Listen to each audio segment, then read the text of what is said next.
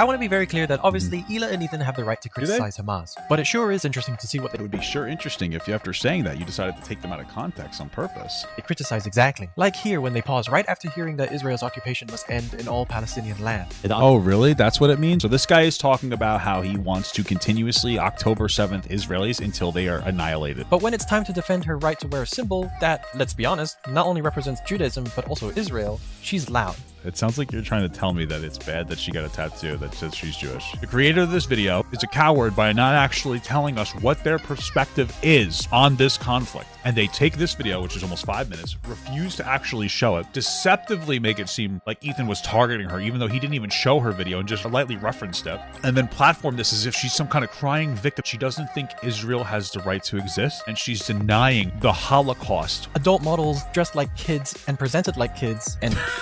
Oh, they're calling her a... Alright guys, I've been wanting to watch this for a while. You guys voted pretty overwhelmingly on it, so we'll do it.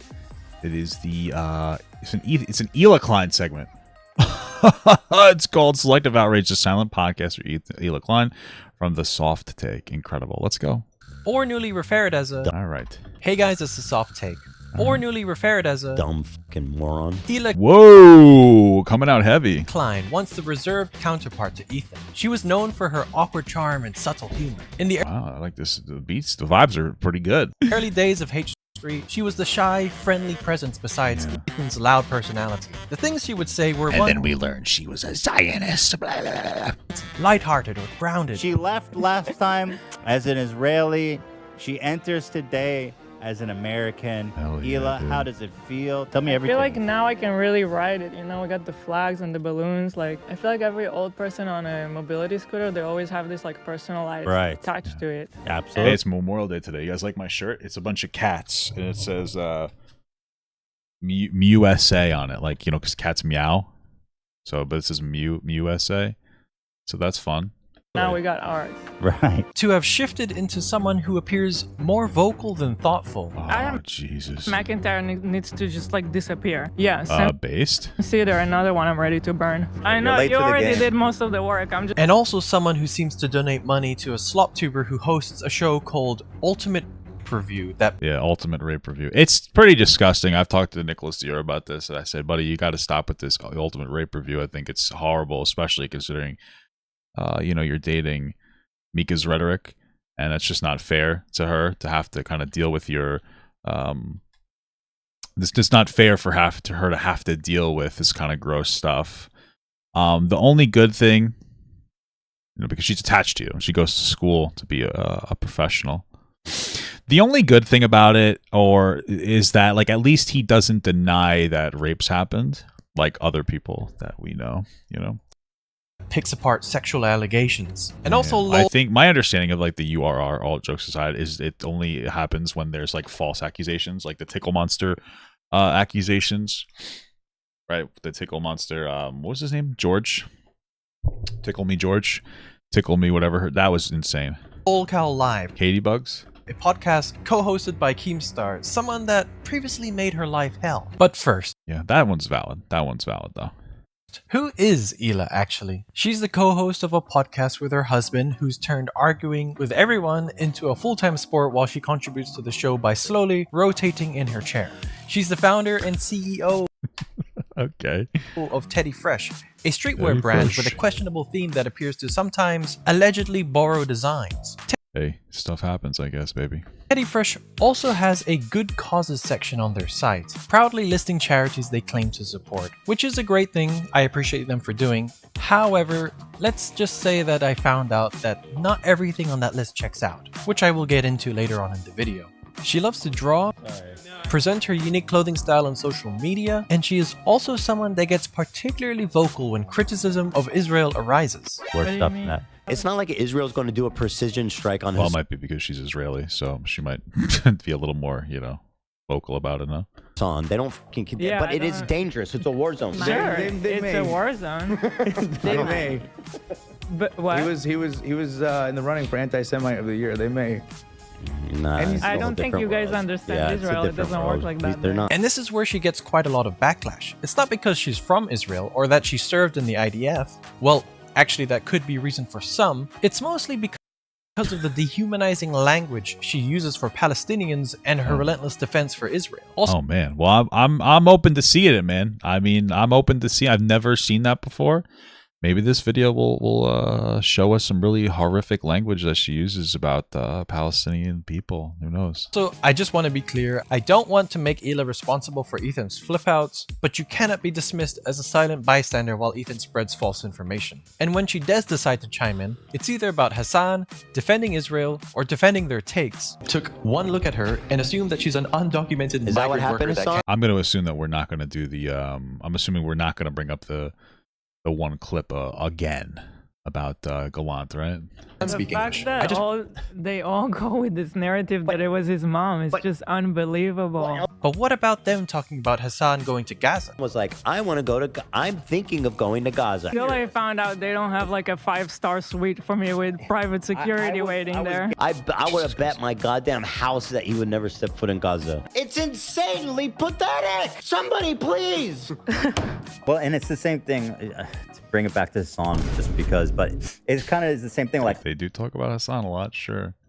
I was thinking about going to Gaza. Yeah. I also wanted to give a Sorry, guys, I'm not going to this war zone unless they can. So much to the point that they started fantasizing how his visit to Gaza could look like. They managed to keep the Well, I think that their idea here is that Hassan constantly claims to be an on-the-ground journalist, and then when it comes to do actual on-the-ground like journaling, he will refuse to go somewhere because it's dangerous. But he knows it's dangerous. Like, that's kind of the point, right? So I think that's the point that's being made here. It's more than anything else. hostages alive. You can go be in the tunnels, I'm sure. I You'll mean, be he's safe a there. high-value hostage for Hamas. He's an American citizen. Right. They've kidnapped Arabs and Muslims before. If he's actually just worried about the Israeli side, like seriously, they can take him to the tunnels and he'll be safe. If he entered through Rafah, which is the Egyptian crossing, and just went into Gaza like that, I think there's probably a more likelihood that he'd be kidnapped by Hamas than precision striked by Yeah, but don't they know who he is? He runs a good amount of defense for them. I feel like they would maybe pay him. Israel. Yeah. And then pedal it all back. It's literally just a silly crazy. joke. We're just criticizing you. It's literally just a silly joke. It comes across like a fucking pager joke. It comes across as a pager joke. Hassan Okay. should go to Gaza. And if he doesn't, he should be severely judged by his audience for being a it's total part of fucking why coward. I judge him. He doesn't know shit about that conflict. He's never been to Gaza, never been to Israel. There's probably a level of truth to that. I think Hassan definitely claims to know more about, these what's going on than he claims to know more about what's going on than he actually does. I mean, for instance, right? I think people should bring this up because I think it's important to talk about. Hassan had that kid that was supposedly like a Houthi terrorist pirate on there, right? Rashid Al-Haddad. I believe that's who it was. I think I'm saying his name correctly, right? But if I'm not, I'm white, all right? So give me a break. And when he had him on, Hassan first thought he was a terrorist. Turns out he claims that he wasn't actually a Houthi terrorist, but yada, yada, yada. Like, okay, fine. Hassan supposedly got, stopped by when he was going on a flight. And when he got stopped on that flight, he said that they told him that kid couldn't have been a Houthi. And the reason is because he had a Sunni last name. It's like, oh, okay. Maybe. I don't really know. Wouldn't that be something Hassan should know if he's somebody who is very educated on these Middle Eastern affairs? Why doesn't he know that already? Why is it something he's not aware of? That doesn't make any sense. Now, I don't know if they actually said that. They probably didn't, but wouldn't you have thought of that in the first place? Why didn't you? It just comes off as inauthentic and uneducated on a topic that he claims to be deeply educated on, and it makes very little sense to me. He doesn't know shit about it. No, he doesn't. He does not. But he talks like with such authority. Oh my God. You would think he's been there like 5 times since October 7th. Already. This small bit of premium content is just a tiny part of a larger pattern. Hila's reasoning is just as inconsistent. Let's try and understand Hila's logic here. Hassan can't understand the conflict because he hasn't been there, as if lived experience is the only way to grasp reality. If we were to even go with this logic, then why does she not know about what's going on with the Tesla stock and Elon Musk's actions despite living in the very country where it's all happening? Tesla's getting creamed lately. Like they're down like Well, I don't... Does she claim to be an expert on that? vandalizing 40%. out of them and like bombing, they're firebombing their factory and shit. Why? To, like, I'm a little like grift. I don't know if I'm out of the loop, but did something specific? But this isn't really a gotcha moment because she doesn't claim to be an expert on Elon Musk, so it doesn't really have anywhere close to the same weight as something like Hassan, who claims to be like an expert of the Middle East. Happened that all of a sudden this is happening? I mean, that's quite an integral part of the ongoing events in the United States and its political landscape. While selling anti-Elon shirts in her own... Well, I think another part of the problem is Hassan said he was going to go there, and he's like, no, it wouldn't be safe if I went there. I can't go. It seemed more like, I think, part of the criticism. And you could argue that they talk too much about it, and that's fine, whatever. But I think part of the criticism is it comes off as a virtue signal. Hassan's like, I'm going to go to Gaza. People get really excited for it. He's like, no, I'm not going to go. It's dangerous. It's like, okay, well, you knew that in the first place, and you talk about how you want to do like on the ground journalism. Like, wouldn't it make sense to go there? You knew the risks. Like, wouldn't that be? Isn't this a worthy cause to, etc. I think that's part of the criticism. Shop. And by the way, if you're watching this and thinking, oh, how come all the soft take can do is bring up Hassan? And well, the answer to that is simple. I don't. They do. What am I supposed to talk about when almost all of their content is referring back to Hassan? I just follow the storyline they keep writing. But anyways. It's really interesting how we just cannot criticize him. And then whatever we dare to say about him in a criticism manner, we are a threat. We are backing genocide. We're children killers. Myself, that's what they say about me. It's like, no, I'm just criticizing you. I'm allowed to criticize you and still want good stuff to happen for Palestine. Like, I can do both. It was really hard for me to find those moments where she shows that she wants good things to happen for Palestine. The ones I found are in this video. But let's talk about the labels Hila deals. Well, I'm still looking at that whole thing where she says horrible things about Palestinians. That'll blow my ball sack off. That'll be fucking crazy. I might have to denounce Hila Klein for a second time. The first time being, where the fuck's my Teddy Fresh hat? You're the owner of the company? Excuse me. With. And could it be? I think the reason I haven't gotten a hat is because, like, you guys see the whole thing going on with what's her name? Dr. Pepper with tits, Mace Vanilla or something. I don't remember her name. The people that worked there were like, oh, we like you a lot. We want to send you stuff. Oh, okay. Like, that's cool. Right. So somebody who likes me, there must have wanted to send it. Maybe Zach, because, Zach's the only, Zach is obviously the best person on the podcast. And so they decided that they're not going to get me this fucking Teddy Fresh hat for a bald man who's balding and wears hats consistently. Or maybe they're just irritated because I've let the joke go on for a long time about how I want a hat. How a bald man wants a hat. Which my wife, again, she hates. She thinks it's so inconsiderate and rude because they sent us both stuff and she's so appreciative. And I just think this hat meme is so funny. Like, to the point where the last DM I messaged Ethan, it was after his debate with Hassan. I said, hey, hats off to you. You did a great job. I'm paraphrasing because I just wanted to say something about a hat. I really just wanted to, harass him about the hat. And if you look at the H3 Reddit, there's quite a few references about me not getting a hat. And it's all just because I think the harassment meme is funny, honestly. It's not. It's just so immature. It's just all like hat. It's just fucking funny. To me, it's just funny. And I don't care. Unashamed, That they come from Hila's patterns on the H3 podcast. H3. Patterns of deflecting, dismissing, and downplaying Israel's actions. It's so complicated. Yeah. From their perspective, it's like, these guys. But they go specifically to people who they know are terrorists, and they have a history of that stuff, and they know they have guns. And the thoughtful criticism I feel like there's Hila shared. That was like 6 years old, and I think there's not even close to enough context for that to really have like a strong opinion about it. Like, what? I don't know. I really don't know what's being said there. About her self-declared enemies looks something like this. What is this frame, bro? Why are you just like in the corner? It's absolutely Frame terrible. your shit up, man. He changed his background. Oh shit. I hate AB it. would love that. Although, Hey, Hassan, I hate like a your pet new store, background. frankly. Yeah, I'm gonna agree with you. I think his room looks better with It like makes Hamas. no sense. Or hear about Matt Lieb. It's disgraceful to participate in a snark page. I'm pretty sure Matt Lieb, from what I remember, and you could brush it off to him living in Lebanon and being frustrated, but like he's I forget exactly what he did, but he was like celebrating like some pretty horrific things happening against Israeli people. Like, I think he mocked October 7th. I don't remember the specifics, so I think that's part of it, but I don't really remember. Or maybe he mocked the skulls. I don't remember exactly the CPS call. I think it was a CPS call. I'm fucking paraphrasing, so excuse me a little bit. I forget the specifically. I'm sure you guys will tell me.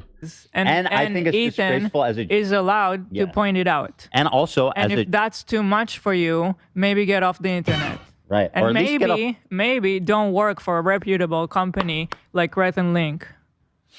You don't deserve to work there. Or this very reasonable criticism of Sam Cedar. Sam Cedar, another one I'm ready to burn. By the way, Sam Cedar agrees with me. I just saw a clip of him the other day being like, saying that he's two-state. I don't know.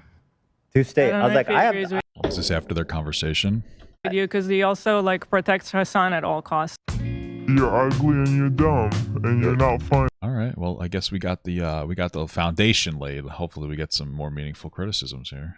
Hila and Ethan have repeatedly stated that they oppose Netanyahu and his government. True. I don't know why, but I feel like the Galant thing is coming up. Here's what I'll say about Israel. Listen, this isn't the first time I've said it, and I'll say it many more times. The cabinet is run by genocidal maniacs. They're led by Netanyahu, who should resign in disgrace and go to prison for being a war criminal. He's made a coalition of the most radically conservative freaks that don't represent, by the way, the majority of Israelis. They voted against Netanyahu. You mentioned that we lived in Israel and we voted against Bibi. Even Ethan, we both voted. Yeah, I was in I think 2 elections, and both time I voted against him. So what do you guys want from us? I mean, if you want to be really catty, the fact that there was the fact that he specifically said that he actually thinks he voted in both elections could potentially insinuate that Hila in a previous election voted differently. I have no idea though. That is a huge stretch. But hey, listen, I'm trying to give the Hassan people some ammunition. We love the drama, dude. You know what I mean? Let's start some more. And here is them showing empathy for Palestine and being pro two-state solution. The problem is the extremes on both sides. The Orthodox Jewish people cause trouble, and the terrorists. Well, who do all the terror attacks. I mean, that makes perfect sense. Yeah, far left, far right. On the other side, they cause the trouble. Well, it's not even far left, far right. Let's be real. It's both two different far rights, right? Like Hamas would be considered a far right. Born of some kind of oppression, but still a far right entity. I mean, so you could argue similar with the creation of Zionism. It was created because of anti-Jewish sentiment that was mounting in the entire world, not even just the Middle East, for a very long time, which led to World War II. Okay, which led to the entire world, which led to World War II and the genocide of Jews. So sure. But I feel like if you ask most people, especially my age, they'll be like, just do whatever it takes. They don't do care. Split it. Do the two-state solution. Do whatever it takes. And by the way, I find it quite fascinating to see how their public statements and attitude has shifted over time. I don't. I mean, considering the mounting harassment and criticism that they're getting, in my opinion, unjustifiably. Though I can acknowledge that Ethan sometimes gets a little petty and maybe focuses too much on his criticisms of Hassan. Maybe he could, might be a little more productive for him to talk a little less about Hassan. It makes sense that they would be. It makes sense that they would have they would be probably emotionally fatigued in this conflict, right? It would make perfect sense. I mean, this whole thing started because Hassan wouldn't patrol his community from calling Ethan horrific shit. Wouldn't control his community, calling Ethan horrific shit that Hassan didn't even think that Ethan was, which I think is something to keep in mind. And despite the fact that Ethan had a take that was in line with Palestinians being the victims and etc. And so it makes sense that they would hit some kind of fatigue. It makes sense they would hit some kind of empathy fatigue on what's going on a little bit and be less sensitive in their expression of their advocacy for Palestinian people. A lot of drug problems. The regular people there are, everyone feels bad for them, even on the Jewish side. And they're just. What can you do? They're just stuck there. On the surface, they seem to present themselves as neutral voices, people who acknowledge the suffering on both sides, distancing themselves from the more extreme Zionist rhetoric. Yeah, Israel is bombing the fuck out of Gaza right now, which is a horrible humanitarian tragedy that's happening. But if that's the case, why do so many see them as pro-Israel, anti-Palestine, or even Zionist apologists? they themselves cannot grasp as to why. Could it be because of Ethan and Hila saying things like they want to travel to Israel to show how beautiful the country is and how diverse it's... No, because that came like, what, a year or two after the original breakdown of the breaking off with Hassan. that was more in response to people being like, oh, Israel's all bad and no part of it should be validated in any capacity, because that's the one thing throughout this whole conflict, is that Israel does have the right to exist. It just doesn't have the right to assault Gaza in the way that it is, right? And so that's the general argument here. So that is in response to people thinking that Israel does not have the right to exist and should just dissipate, and like all those people are not valid in their existence. People are all in the midst of a genocide. We're planning to go to Israel in June with my parents and all the kids. It's going to be such a great trip, and I'm actually really excited to go there.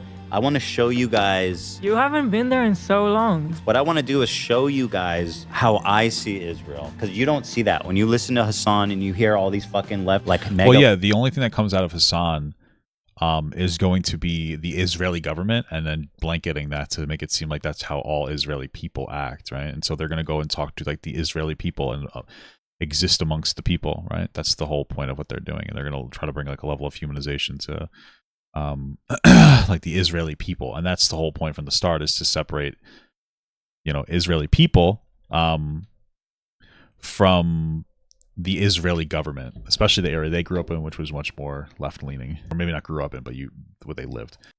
The lefties talking about it like it's some super racist, like crazy, like Jim Crow style of society. And after making jokes about Hassan not going to Gaza for months on end, they kind of seem they want to be a bigger part of their own joke as well. Currently, we're waiting for like a peace deal or something to go into effect.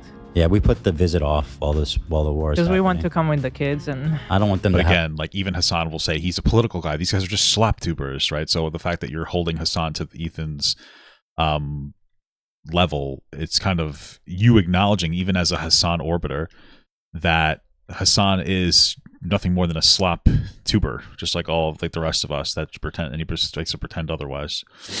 So just to be clear about that. have to deal with sirens and seeing all that hearing all that shit, Or is it Hila's constant IOF apologies instead of finding IOF one critical word about her own service or the IOF in general? What would she say a critical word about her own service? She was like 19, no? And there's other countries that have mandatory service armies. Very common. You're just being racist if you have a problem with the whole country. Including, that's by the way, racist. Turkey has mandatory military service. Yeah, rich and enough my to flee the parents country. were not the rich kind that will pay to get me out. But even if they were, they would not agree to that because they think it's important to serve like everybody else in the country. I mean, it's a very selfish move to decide, okay, I'm not going to do it, but everybody else will. I mean, when you're growing up with... I mean, I suppose that's going to be your most damning argument there. Throughout the whole thing. Sure, I guess that would be like your most damning argument throughout the entire thing, is that like, oh, her parents are very or that she seems to echo the sentiment that it would be a selfish move if she didn't join and do military service. I guess you'd have to ask her why she would say something like that if she thinks that like what the IDF is doing is evil, although she probably doesn't think everything that they do is wrong. She probably just thinks that what Netanyahu's doing is wrong, and that there are still some aspects of the IDF that are positive, something like how I feel about America. I'm not super educated on everything, but I would probably that's probably closer in line with what she thinks. But hey, who the fuck knows? The constant terror attacks, the army is a necessity. Yeah. It's just for one person to decide, that makes sense. So not going to do it is a very selfish decision, because meanwhile you're not doing it, everybody else is doing it and putting their life on hold. Very important years of your personal development, you're putting it on hold to go do this, and it helps nothing with your career afterwards. You finish it, then you start. First of all, you would also be putting your life on hold because you'd go to jail for refusing mandatory service. And secondly, if it's selfish to not serve in the military because everyone else is putting their life on hold, then how selfish is it to go along with mandatory service and contribute to the oppression and killing of Palestinian civilians? Well, I doubt that the entirety of IDF does that. But, okay. Framing the issue that it's simply about mandatory military service is ignoring the unique and highly controversial role of the Israeli military in enforcing occupation. While other nations have mandatory military service, most do not involve an ongoing military occupation of another population. Comparing Israel's conscription to countries that also have conscription, such as Switzerland or South Korea, is ignoring a massive difference. And labeling criticism towards the IOF as racist against the whole country is attempting to shut down the conversation. It's just as Hila said. It's like, if this is your argument, we're never going to be able to talk. Well, so far in these few clips alone, you mirrored Israeli government rhetoric by portraying refusal to serve as betrayal rather than moral stance. And I guess. I feels like her take on it is that she doesn't think that the existence of Israel is all bad. She doesn't think that everything the IDF does is all bad. She just doesn't like what they're doing in response to October 7th terrorist attacks onto Israeli people. She doesn't like how disproportionate the response has been into engaging into something that, I don't know if it's considered legally a genocide yet, but something that could be definitely interpreted as such, right? Because Israel does have the right to defend itself, just not disproportionately, not to the degree that they have been, right? And I would imagine that's her take. I mean, I watch them obviously for content, so I know a bit about it, but that seems to be more of the case there. And you framed criticism for joining mandatory service as racism, despite the IOF's well-documented war crimes. But that's not everything. Let's keep going. Hila seems to deny Israel to children. People are saying Israel does that on the daily, the idea I don't. does that on the That's daily. not what I'm talking about. See, that's what you're doing. You're excusing people being burned alive and kids being murdered. You're saying Israel does that on the daily. Now, I'm not denying that. I'm not denying that. So are you you in favor of an Iraqi Well, I mean, maybe they don't burn people on the daily. Terrorist? Here's my response to that, just by showing the following. An article... So we excuse 19-year-old Houthi but condemn a 19-year-old Israel. Yeah, I mean, I guess. Well, I mean, you could flip it back in both directions, right? I mean, I suppose so. From 2022 states 2022 to become the deadliest year for Palestinian children in the West Bank in over 15 years. That's crazy. An article from 2023 marks the that makes sense considering the disproportionate attack, yeah. deadliest year on record for children in the occupied West Bank.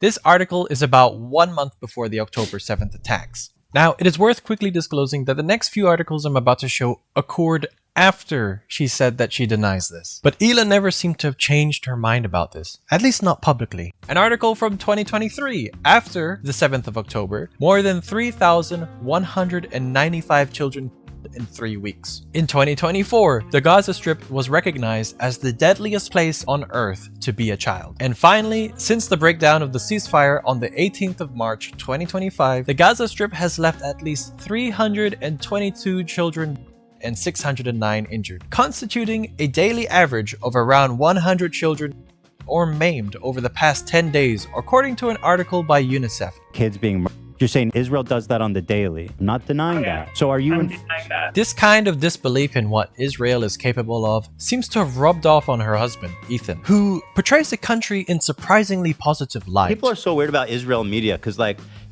you'll see people all the time. I mean, when did she say this? For the past this podcast is very old. Is this not like is this not at the beginning or right before the conflict started? Isn't this the hairstyle? I mean, this was like what 2 years ago, and we're parsing through her now. It just seems kind of like bizarre to criticize her for something she said 2 years ago. Like, yeah, now they would be, considering how deadly Gaza is. You've even admitted that, though, to your credit. Okay, I don't know what to do with the information. Like, what is it that you want her to do? Say that the Israeli government, what they're doing in Gaza is terrible? She has said that, right? Like, when she said that, though, they weren't doing those things. That's my understanding. I'm not... Okay.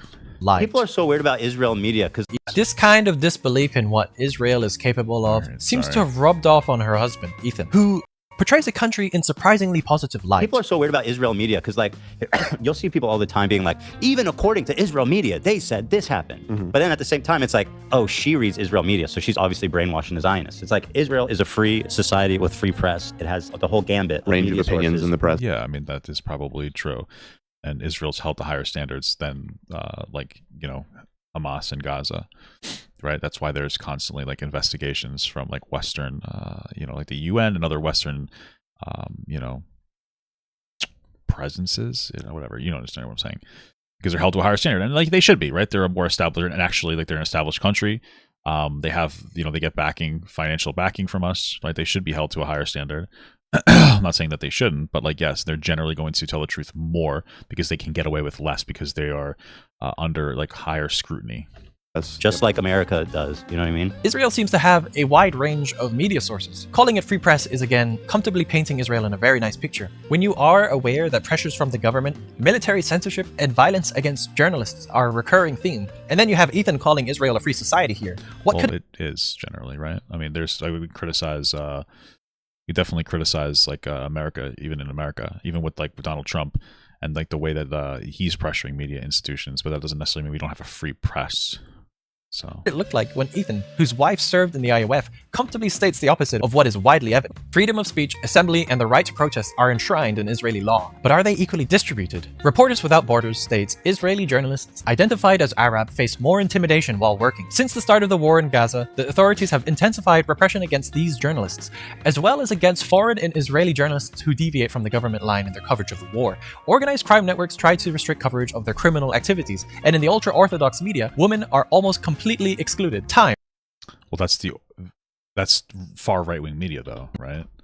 Of their criminal activities, and in the ultra-Orthodox media, women are almost completely excluded. Yeah, that's the Orthodox is like super conservative, right? Like there's a wide array of different types of media, no? I wouldn't doubt any of this, that there's a level of favoritism paid to people who are going to, by their government institutions.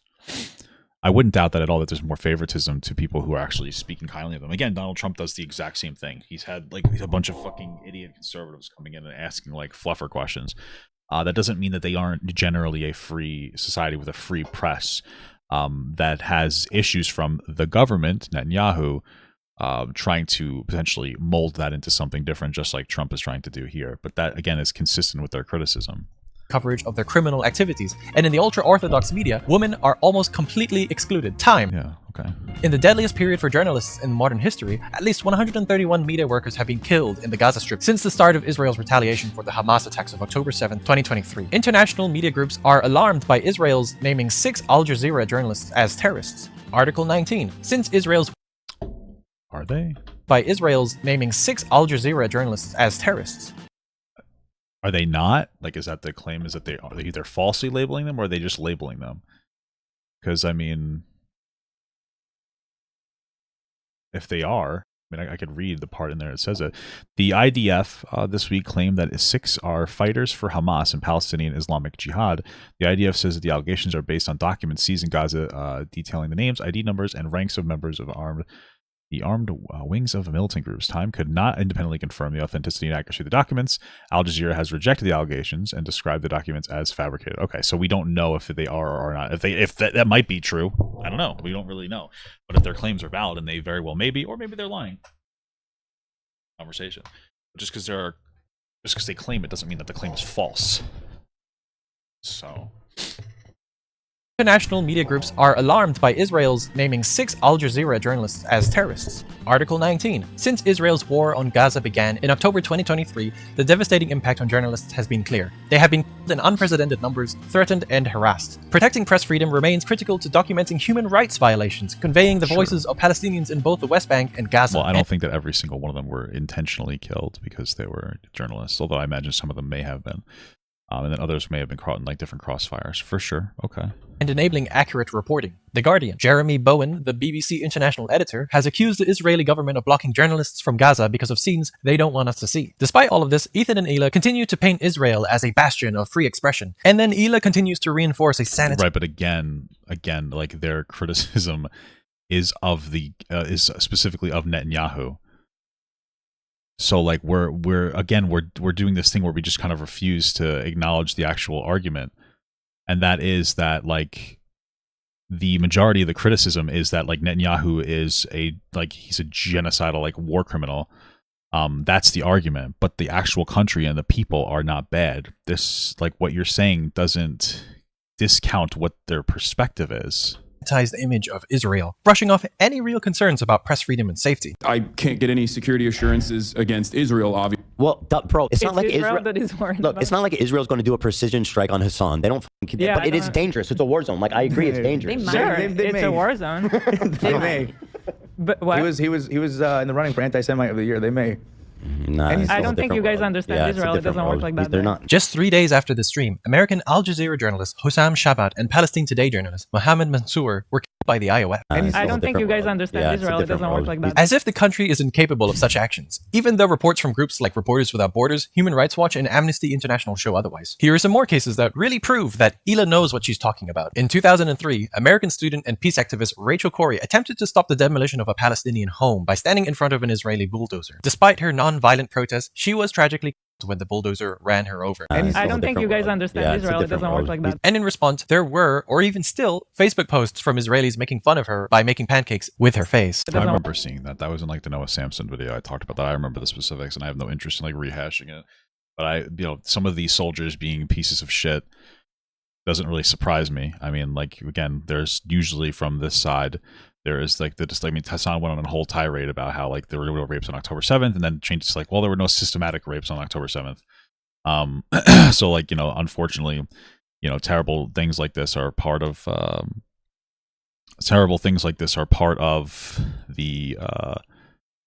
they're part of like what goes on in these fights. Violations of human rights in different ways, shapes, and forms, and it's just like kind of like unfortunate how sometimes soldiers will disregard human life. They kind of get put into a place where you kind of have to, unfortunately, on both sides, So I wouldn't doubt that these things happen, but I don't think that it's reflective of, again, Israeli people and not Netanyahu. That's the whole argument from the start.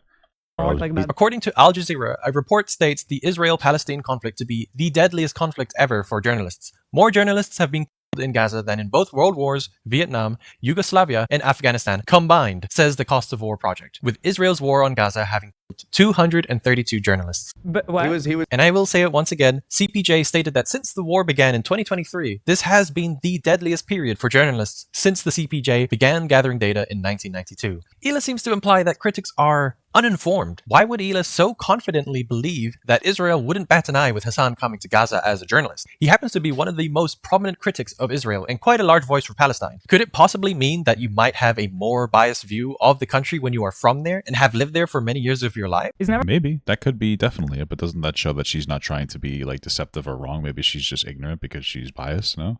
Never been to Gaza, never been to Israel. He doesn't know shit about it. No, he doesn't. He does not. But he talks like with such authority. Oh my God. Maybe. Well, yeah, but that's because, again, Hassan regularly like tries to he literally said that anybody who's ever had a positive sentiment about Israel, which is all the citizens there, even if they disagree what's going on, are basically Nazis that don't deserve to walk dogs, right? So, like, again, Hassan doesn't separate these two things. He criticizes, he couples Israeli people that are just trying to live their daily lives with the government. So then someone in the chat calls Hila a child, and she says it's crazy. Bloodthirsty, vile children killers are dreaming about getting people killed. What a surprise. What reality do they live in? It's literally just a silly joke. I mean, can we all agree that it was a mistake for Hila and Ethan to start reading chats from a Twitch streamer that they have been obsessively harassing? While the statement is incredibly hyperbolic, it does stem from the fact that she served in the IOF, even if she had a non-combative role. And yet she continues to read the chat and start to infer that these people are just being anti-Semitic. It's also like the Jews run everything kind of vibe I'm getting, because like, yeah, we'll send him to Israel and we'll get somebody to kill him. But what could be the most shocking part in all of this is when Hila seems to be on the verge of revealing something she didn't intend to. It's not a war zone, it's a genocide. Monster 1 and Female Monster 2. Oh, it's not a war zone, so we can't say that it's a war zone? That's not woke enough? He's going to say it's not a war zone, it's a killing field. No, that's what he's saying. It's not a war zone, it's genocide.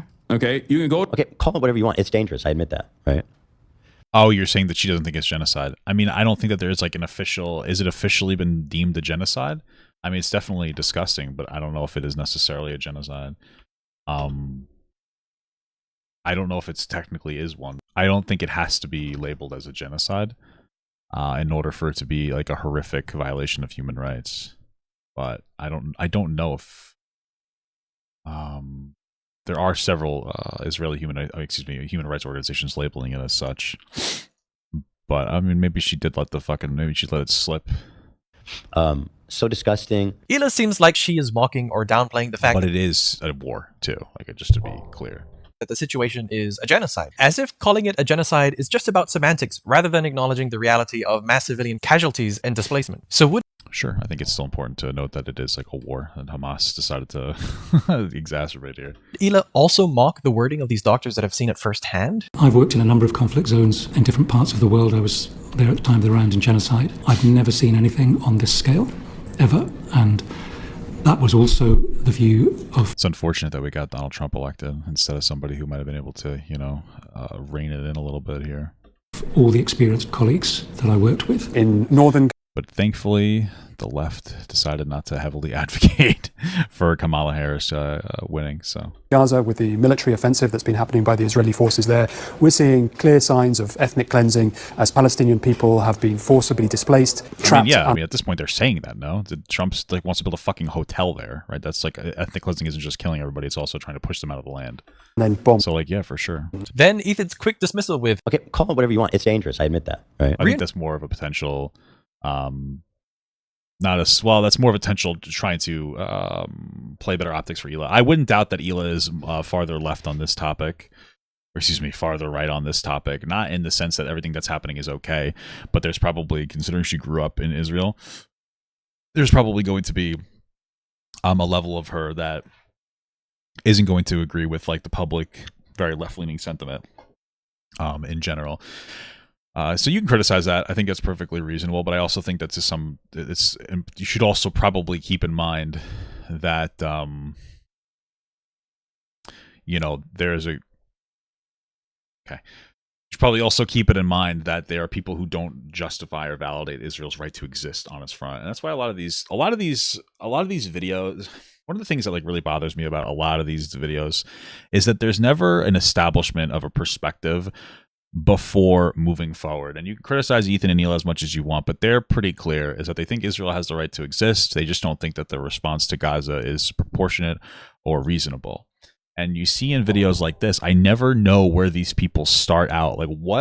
Where is your information coming from? Are you somebody who supports a complete one-state solution that would cause a lot of turbulence and problems? Or are you somebody that's I think there should be a two-state solution, but I'm very critical of Israel? We never get that. We kind of just start in the middle, and it's I'm going to criticize you for all these different points. And there's this almost there's no hey, this is what I feel. Israel does have the right to do. Here's this. It's just constant criticism without actually having a base. And so we don't know what you think. For all we know, you think that all Israelis deserve to die. We never get that. And I find it to be cowardice for you to not have here's my take on the situation. Now we're going to go in with fully confident. I find it to be cowardice, honestly. Enforces this unwillingness to critically engage with the term, reducing a grave reality to a matter of preference rather than addressing its implications. After mocking Hassan for clarifying that it's not a war zone but a genocide, what are her thoughts on Holocaust survivor Arya Nair, who says this? You have concluded that Israel is guilty of attempting genocide. Yes.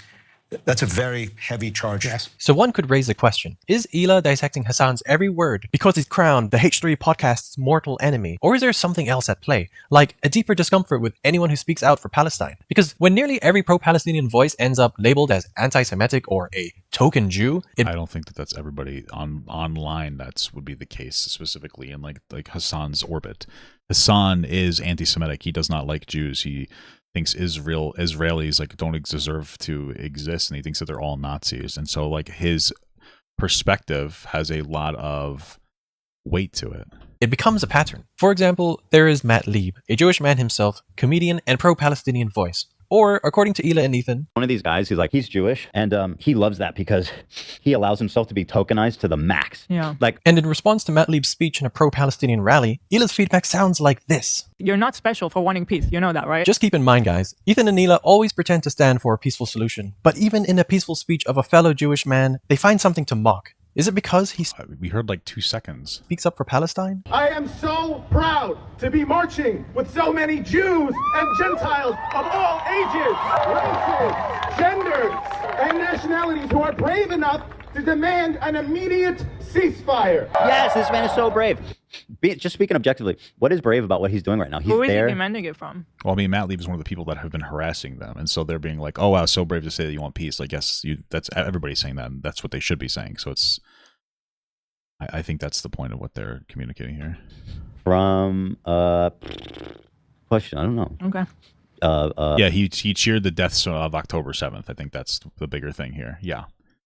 And so they're like, wow, you want peace, but you're sitting here and you're mocking the deaths of people. It's like, okay. Karen Bassin? I don't know. I'm not speaking to you as a representative of all Jews. I am a bad representative.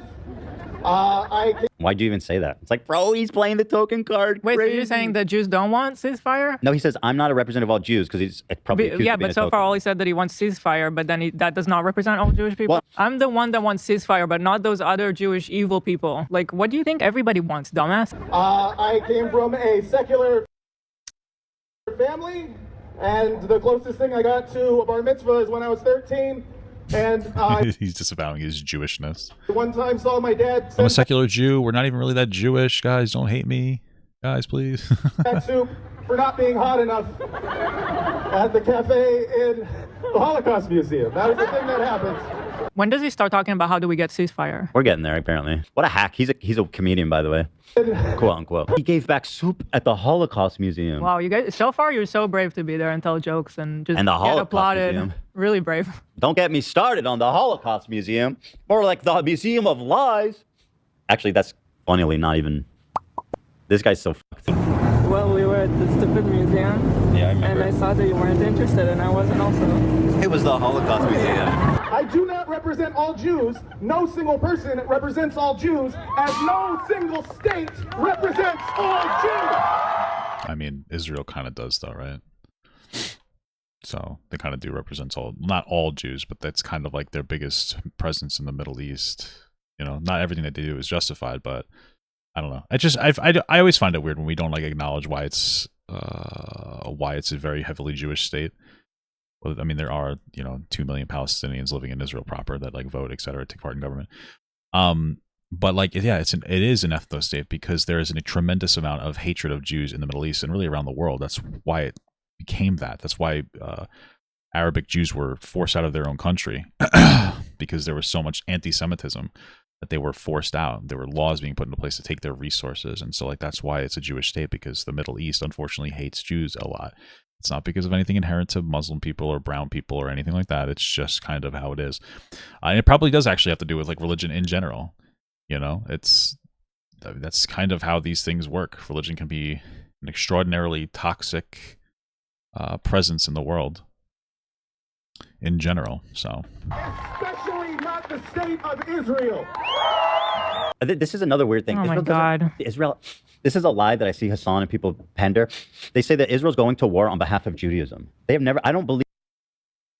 Are Matt Lieb's words so out of line as they portray? Let's listen to Holocaust survivor Stefan Kapos, who spent his childhood in hiding during the Nazi regime and lost 15 members of his family in the Holocaust. Here he talks in an interview from May 2024 where he says the exact same thing as Matt Lieb in his speech. I say this as a Holocaust survivor, that the genocide in Gaza is not happening in my name and in our name. So I know Hila was bored by the Holocaust Museum, but would she also push back against this Holocaust survivor for saying exactly what Matt Lieb did? That Israel doesn't speak for all Judaism. In Hila's eyes, Matt Lieb is doing a terrible job advocating for Palestine. This man is like a teddy bear. How can you tear apart a 2-minute fun and moving speech into a hateful 8-minute analysis? And well, I think it's because I think, again, it's because there's more history here you're not portraying. All right, so here's some of the context here. First of all, he's part of the Snark Reddit, which just harassed Ethan, sent him human skulls, called CPS on him, etc., etc. You got him talking to Bad Empanada, a historic anti-Semite. He loves the Snarkers, by the way. He says, I love you to them. And then there's like a post of him justifying, CPS getting called on him. And then you have this here. Then again, you can give him credit, I guess. It's like 48 hours after being harassed by Ethan Klein. We got to save them kids, which is him supporting the CPS calls being made. In general, though, I think that the attachment to Bad Empanada, who is like literally the one who took credit for it, and the CPS call, and this one that literally sat here and said that Ethan's kids are rolling around shit, I would say that it makes sense to hate anybody who attaches himself to Bad Empanada. So. And sure, Hila says she wants peace. She said it herself. Everybody's asking for a ceasefire. That's not brave. What do you mean? You want to be brave? What does he think that I want and you want? He said it. They say, and they want us. We want all Palestinians to die. That's what they say. Why would anybody think that? When did I ever say anything like that? Indicate anything like that? And why would they think that anybody in Israel even wants that? Everybody just wants to move on and be able to live their life. Everybody wants peace. You're not special for wanting peace. You know that, right? He's brave. Yeah, I love how he that's like congratulates. the obvious take. But if this is how she reacts to pro-Palestinian voices, then how much weight do her words really carry? They don't only... Again, this guy is a pretty big supporter of Bad Empanada, who is a dangerous person who got, I mean, I don't think it's unreasonable to say got CPS called on him because he's going around there saying that, you know, they're having their kids roll around shit. Only go after public figures like Matt Lee, but they also go for small content creators like this girl from TikTok. Out of respect for her privacy, I won't show her, but I will give a short summary. Go after? I'm assuming she made a TikTok video about them and then they're criticizing? Okay. And what her TikTok was. She describes a complicated and deeply emotional reaction towards her own Jewish community. She talks about seeing a group of Orthodox Jews, and her immediate thought wasn't just about shared identity, but about where they might stand on Israel's actions. I don't want other Jewish people to think that I hate them, because that's not the case. I have lost so much faith in my own community, and It literally says down at the bottom right, the reaction is not related to TikTok. I no longer feel this connection. That internal conflict led to a moment of discomfort and even anger. Why the fuck did you? I don't. What am I supposed to do with this? But why does it say reaction not related to TikTok at the bottom right? Out of hatred for Jewish people, as she's really careful to clarify, but from frustration over the lack of support for Palestine. It's not about rejecting her identity, but about grappling with how it intersects with her morals and political stance. I need to see more of it. And this is how Hila's husband portrays the situation. I saw this TikTok that blew my fucking mind. This girl, she's on a train in New York. And she's like, I saw these Orthodox Jews on the train. And the first thing I thought was, are they Zionists? Get the fuck away from me. I feel like I have to see the full video. Do we have that? This person made a video. Listen, I don't even know if I could ever find it because he censored it. You made a video, or that person made a video and put it on TikTok, and then you censored it and only showed like 10 seconds of it, if that. What am I supposed to do with that information? Like, I don't understand. They reacted to it. Maybe what they're saying is valid, maybe it's not, but I can't go and independently parse through that information. So what am I supposed to do now? I'm like, you hate Jewish people. And that had like 160,000 likes on TikTok. Wow. So what am I supposed to think as a Jewish person when this is a celebrated opinion to be on a train with Jewish? Wait a minute, hold on a second. How much weight do her words really carry? They don't only go after public figures like Matt Lee, but they also go for small content creators like this girl from TikTok. Out of respect for her privacy, I won't show her, but I will give a short summary on what her TikTok was. Just to be absolutely clear, I'm looking around for the original because for whatever reason he decided to not add it. It's not out of respect for her. She made a public statement and I want to find it. I am on the right podcast episode. I don't know why down here it says reaction not related to TikTok, whatever. I'm on the correct podcast episode. One of two things happened. Either Ethan literally never says them by name and just says, hey, I saw this TikTok, and lightly parses through it and references it, meaning that he wouldn't be bringing any harassment onto them, or it's from a completely different episode. But like, why would you frame it as him harassing this person? He doesn't even show it on the podcast. What? Words really carry. They don't only go after public figures like Matt Lee. He doesn't even bring her TikTok up. How is he going after her? This makes absolutely no sense. But they also... What? They don't say anything about her. This is just fucking pathetic.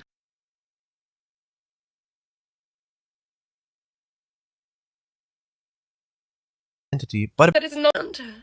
I no longer feel this connection. That's internal conflict.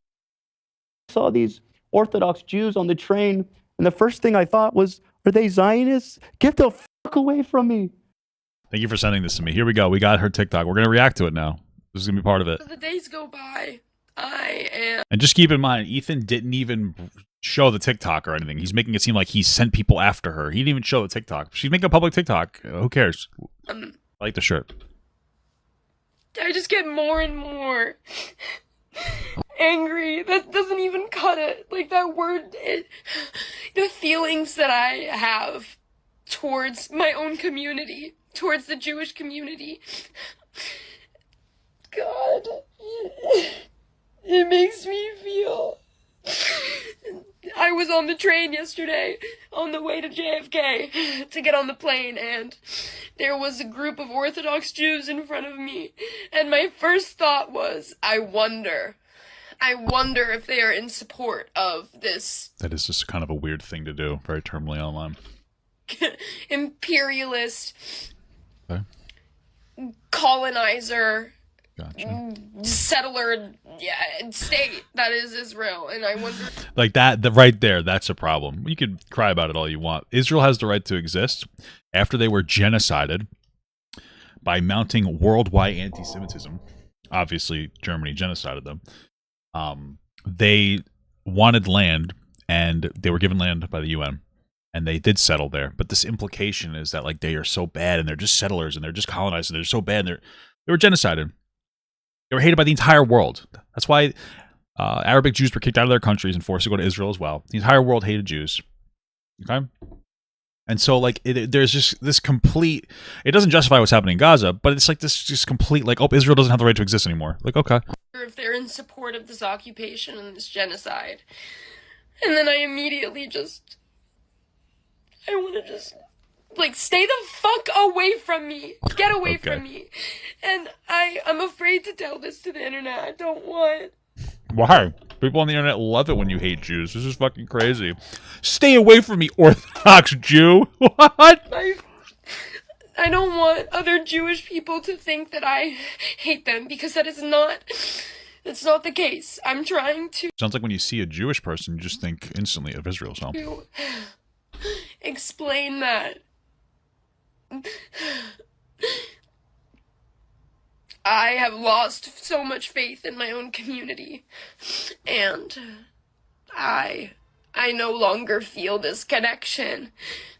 I don't think that she ever felt a connection. But... that I did prior to educating myself and knowing that the existence of this country, this state that is supposed to be for the protection of my people, it's not true. It was a lie. That was never its intention.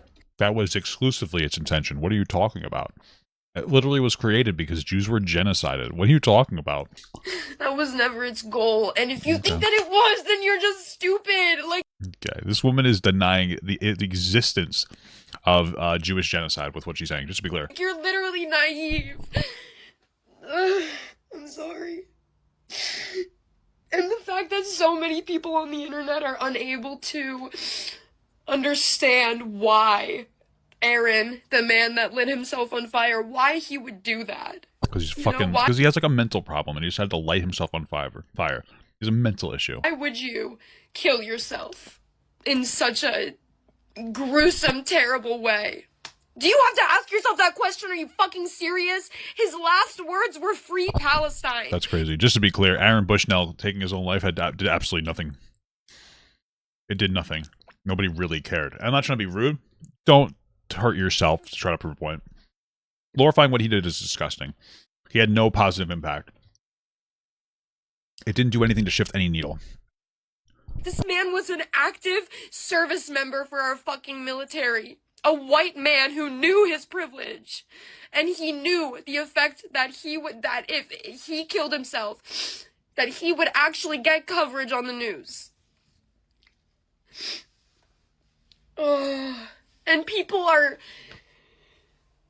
accusing him of glorifying suicide and accusing others of glorifying suicide. That's what you're doing right now. By sharing his story and his final words. It's like, what's happening? What's happening? And how many more people, this is what I think about every day, how many more people, how many more Americans have to come out in support of a free Palestine? How many more people have to call for a permanent ceasefire? And how many more people have to say that they don't support the existence of Israel for this to end? That's what I'm talking about. Right there, she doesn't support the existence of Israel. She hates Jews. She's not really Jewish. Criticize the fuck out of the Israeli government for doing what they're doing to Gaza. Not supporting Israel's right to exist is disgusting and pathetic. Get the fuck out of here. This is what I'm talking about. This is what this video is. Like, is it just not... This is what I was saying. This is what I was saying before. The creator of this video is a coward by not actually telling us what their perspective is on this conflict. And it is intentional. And they take this video, which is almost 5 minutes, refuse to actually show it, deceptively make it seem like Ethan was targeting her, even though he didn't even show her video and just lightly referenced it. And then platform this as if she's some kind of crying victim that just wants to end what's going on. She doesn't think Israel has the right to exist, and she's denying the Holocaust with this video. This is why these people won't tell you what they think, because they know that if they say, oh yeah, I think that Israel doesn't have the right to exist, it should just completely dissipate. They know that people are like, oh wait, you're fucking weird. Like, you're a fucking loser. Not matter, because that's what I think now. But these feelings that I have right now. You're 19. You're gonna change your mind tomorrow. Who cares what you think? Honestly, you're gonna change like in a day. And one day you're gonna change. What's gonna happen? All of this anger, this sadness. It's fake. It's not even comparable to what the people in Gaza are feeling. Whoa, so true. And this privilege that I have to be able to. That is so true. Sit here and cry to you right now. It can't stop here. It needs to be used in other ways. And that's what I have to keep telling myself. So maybe it doesn't matter how many more people come out and say that they demand a permanent ceasefire and that they want an end to this illegal occupation. But maybe our government just will never do anything. But that doesn't mean that we stop. Whoa. That doesn't mean that we stop. True freedom fighter. That means that we just keep begging. Begging. Keep going. And screaming. Louder and louder and more aggressive. I think you should just keep being white on TikTok and crying. I think that's two most effective things anybody could ever do. Aggressively. Being a white woman and crying on TikTok literally is how you get views. I don't know if you guys know this. Next level play. I'm sorry for crying. Okay. I didn't take my Zoloft. Okay, so mentally unstable. Incredible. Good for you, girl. The past 2 days. Crazy. What the hell do I do here? Free Palestine. All right. I keep saying make it more expensive, but no one listens to me. All right, let's continue with this bad faith video. I'm like, you hate Jewish people. And that had like 160,000 likes on TikTok. So what am I supposed to think as a Jewish person when this is a celebrated opinion to be on a train with Jewish people and your first thought is, get the fuck away from me, without knowing a single thing about them, without talking about them? That's anti-Semitism. I'm sorry to fucking spell it out. That's an interesting take on her feelings. The host of Hila's podcast only missed all the context while she sat there with a raised eyebrow. Well, they didn't. They were just talking about it. It wasn't really that meaningful, but okay. Zero comment from her. Ironically, it was actually Hila who ended up echoing the very misrepresentation Ethan tried to push about the woman on TikTok. I mean, I could take these guys a little bit more seriously if it wasn't for this curly ass like these fucking double curls. Yeah, that is disgusting. It's just goofy. But also, come on, wearing a full suit in the this is from like 10 years ago where they're like making fun of an Orthodox Jew. It's probably a little different than now when things are super politically charged. Also, they were probably around the same age that girl was and just as stupid. But okay. You know what? Whatever, dude. Whatever they want to do is fine. But they stink the whole place for everyone. Labeling non-anti-Semitic people as anti-Semitic. She's definitely anti-Semitic, just to be clear, but says more about the person doing the labeling than it does about the people. What the fuck am I doing labeled. here? It also shifts the conversation away from the actual topic, Palestinian human rights, occupation, etc., and puts the focus on alleged bigotry. But that's convenient, right, Hila? No one is allowed to talk about it anymore. Everything is anti-Semitism, or as Hila calls it, anti-Semitism. And if it were up to you, you would also like that was funny. To see Matt Lieb fired for daring to talk to someone who got to you by trolling and IDF soldiers in a video game. What? They were pretending that he was searching and hunting down Hila and shooting her to death. What are you talking about? The way that you that's an interesting interpretation of that event, but okay. That is a very interesting interpretation of the event for you there, buddy boy, but okay. That's all it was. Okay. And if you justify your words with the alleged CPS call that was made to the Klein's house, who half of the internet is responsible? The alleged CPS call? For, apparently. Keep in mind that Matt Lieb had bad empanada on his show way before that happened, and also that YouTube is full of compilations of you guys harassing everyone left and right. Another instance of how are they harassing people? What are you talking about? Of Hila using her words to show her deep-rooted empathy of the suffering of Palestinians is during the H3's Cope stream for Trump's inauguration day. Just the other day, Bibi fired a really good guy, the a lot of people are pissed about, and he fired him because they had a disagreement, and that's like so. Who would have thought the Galant clip would have came up? Fuck, dude, who would have thought?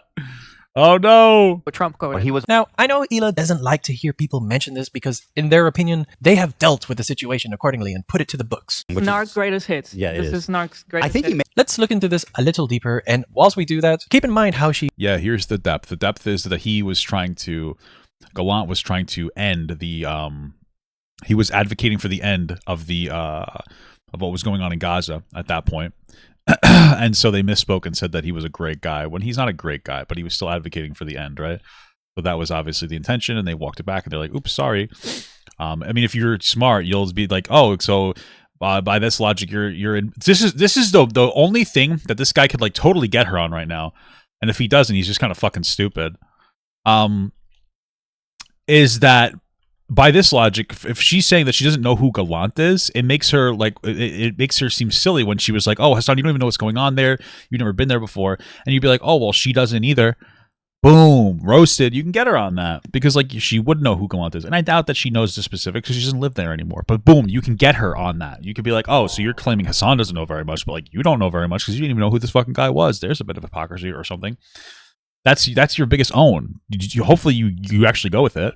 He repeatedly tries to discredit the opinions of non-Israeli people who speak on the matter. I think Ethan has a lot of credibility to talk about it. He lived there for 5 years and he's married to an Israeli. No, you care about... It's not funny to like sit in America and think that you know better than somebody who lives in Israel. Yoav Galant was a military officer that served as Israel's Minister of Defense and was also the same guy that said that he had ordered a complete siege on the Gaza Strip. There will be no electricity, no food, no water, no fuel. Everything is closed. We are fighting human animals and we are acting accordingly. Yes, this is right after 1,200 Israel, or 800 of them citizens were fucking brutally murdered. Yes. Galant's declaration of a complete siege where he cuts off all of these necessities amounts to collective punishment, which points to a potential breach of Geneva Conventions. I don't think you guys understand Israel. It doesn't work like that. Calling an entire population human animals is deeply disturbing. A really good guy did it. Dehumanization is a key tactic used to justify ethnic cleansing. Shouldn't have and then they walked it back. used that word. That was a bad I'm assuming that he'll at least give the context of what was said. choice. Alas, Hila, I mean Ethan, would soon find the error of their ways and created an apology video for this wrongful judgment. Now, usually apology videos are titled things like this. I mean, obviously it's pretty clear there was a mistake because Hila like stopped doing it like the podcast for a while after that. So what title do you think Hila and Ethan chose for their video? Here are 4 options. What do you think it's going to be? Making things right. Let's move on. Oops, I just like the vibes. I'm suing. Which of these very realistic titles is going to be the title for the video where they apologize for the mistake of calling? I don't know. Let's move on or making things right. Calling Yoav Galant A really good guy. Time is up. The answer is yes. The video where you can find Hila apologizing and explaining why she said Yoav Galant, a far-right genocide enabler, was a great guy, is titled Hassan is a Weasley Little Liar. Okay, just give us a context. Just give us a context, hopefully. The stuff writes itself. So let's have a look at Hila addressing this error. Hello. I'm here to address something that happened on Thursday's show. We were doing our post-election cope stream. And okay, hold on a second. Where is Hila? Why do we have this guy talking about this when Hila was the one that said a really good guy? Cabinet. Well, he co-signed the argument, and it's also his podcast, and she wants to step away, and he's the public figure in this instance. Who just yesterday was fired. But I think the implication is that she doesn't really care, and she doesn't want to be on camera. By Netanyahu. Pretty sure she makes an appearance in that video. Because he wanted to end the war, and Netanyahu wants to continue the war, and therefore he fired him. Once he was fired, people in Israel took to the streets and are protesting, being the good thing. Okay, here is when she comes out to talk. We are 4 minutes in. Now, I'm just gonna put this over here and okay. I feel like the reason I brought it up was mainly to express the frustration with Bibi and him firing the one guy that was somewhat, attempting at moderation. It wasn't really so much to say. Yeah, he was calling for an end of the attack on Gaza. And since Netanyahu didn't like that, he got rid of him, right? That's the context of it. Galant is a good guy. I shouldn't have used that word. That was a bad choice on my part, considering stuff that he said that I was not even thinking of. Really coming from the concerning feeling of like, we have Trump in office and Bibi just fired the guy that is opposing him. That's all I was trying to say, but I do understand that was not a good choice of words and I would not have said that again. Okay, cool. So I'm stepping away for a little while from being on camera and being on the podcast. It's too much and it's not fair for everybody. And yeah. Okay. So, 52 seconds and 96 milliseconds of Hila apologizing. She's gone now. What do you want her to do? Grovel? I don't understand. Do you want... Is that the... Hey, I wanted her to grovel. I think it's so annoying when people over apologize. I think Hila's apologize was correct. Hey, I got it. What I said was incorrect. Here's what I was trying to say. I'm taking this step back because I feel like my commentary wasn't very good. Blah blah blah blah blah. I'd like that. I'm not looking for 25-minute performative YouTube apologies. So, and we're 5 minutes in. The video is 14 minutes long. What could you possibly be talking about? Oh, right. The video is called Hassan Piker is a Weasley. Okay. What a fucking liar, dude. Yeah, never mind. But if you can spend hours on a podcast but can't even take more than a minute to sincerely address your mistake and be the one that explains the error, it just makes you such a qualified speaker on the topic. And then... Oh, okay. I mean, whatever. This guy... Little fucking liar. To explain your wrongdoing, it doesn't look like a good... This is her husband. Time to outsource accountability. Kudos to H3 for recognizing that you just praised the genocide enabler. From all the feedback you received from the people, that's a thumbs up on their video from me. However, the explanation for this error sort of exposes their neglect in informing themselves of what's going on. This is what Ethan says before Hila makes her appearance. Later, for whatever reason, this is the same guy who's advocating for the war to end in Israel. And Hila, looking over the news, sees that people are rioting, that people are upset, and that people who want the war to end are upset that he got fired. And that's basically all that happened. We're talking about the fact that he's the only person that wants to end the war. And I personally don't understand how that's not relevant. Here from The Guardian, a left-leaning newspaper you guys all probably know. Here's a headline. Benjamin Netanyahu fires Defense Minister Yoav Galant. I don't doubt Hila and Ethan would like for the war to end. She was operating off of the fact that this man had stated he wishes the war to end. But what does this say about how you read news articles and interpret them? Because from what Ethan said on behalf of Hila here, it sounds as if they're just reading headlines and calling it a day. And what was that about a certain someone that doesn't know a thing about this conflict? Are you claiming that in the article, it says all this context?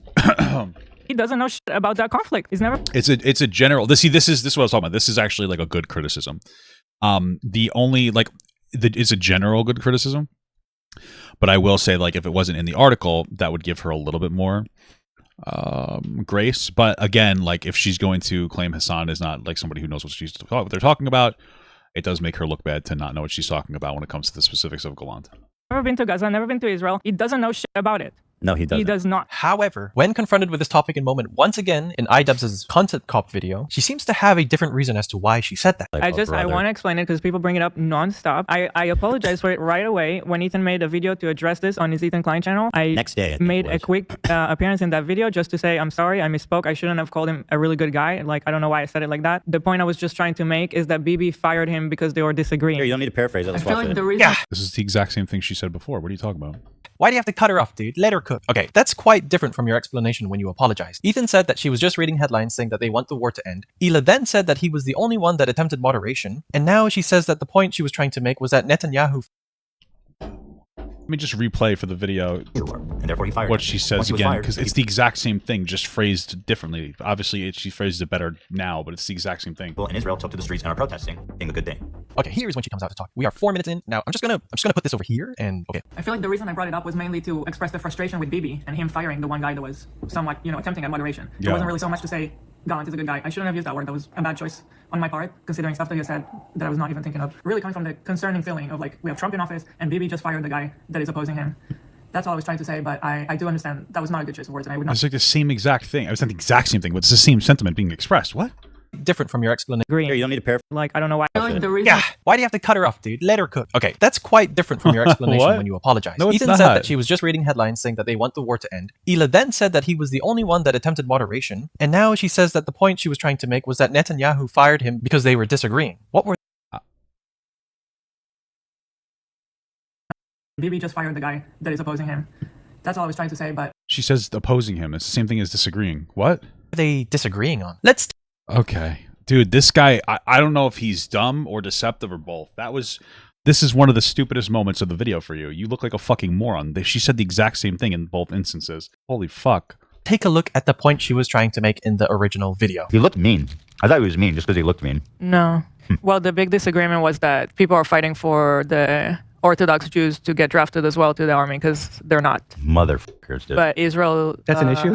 Yeah, the Orthodox don't serve. They don't serve. Yeah, it's like Amish people, too. They don't do that. But everybody else has to. Everybody has to do it. Sure. So it's like, what the Dude, the Orthodox Church lead. That's not what they were. Galant wanted to end. Yoav Galant wanted to end the conflict. That's why it stopped. I'm assuming this is another thing that they disagreed with on. This is a secondary point. Okay, this guy is both. He's definitely intentionally deceptive. I watched like the entire fucking episode when this happened. That was the main thing. Teaches there.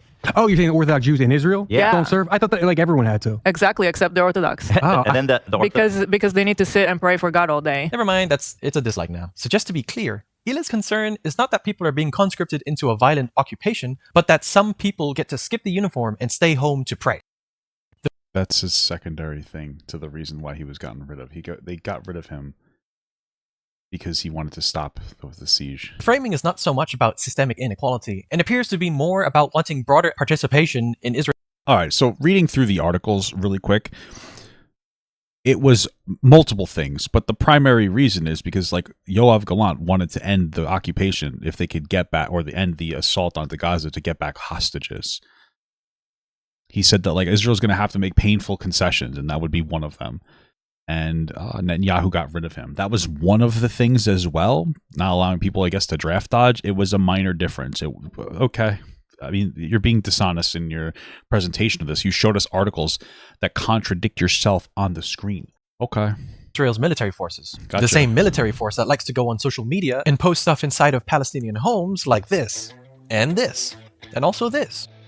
It's quite telling that homes like this. Who are these people?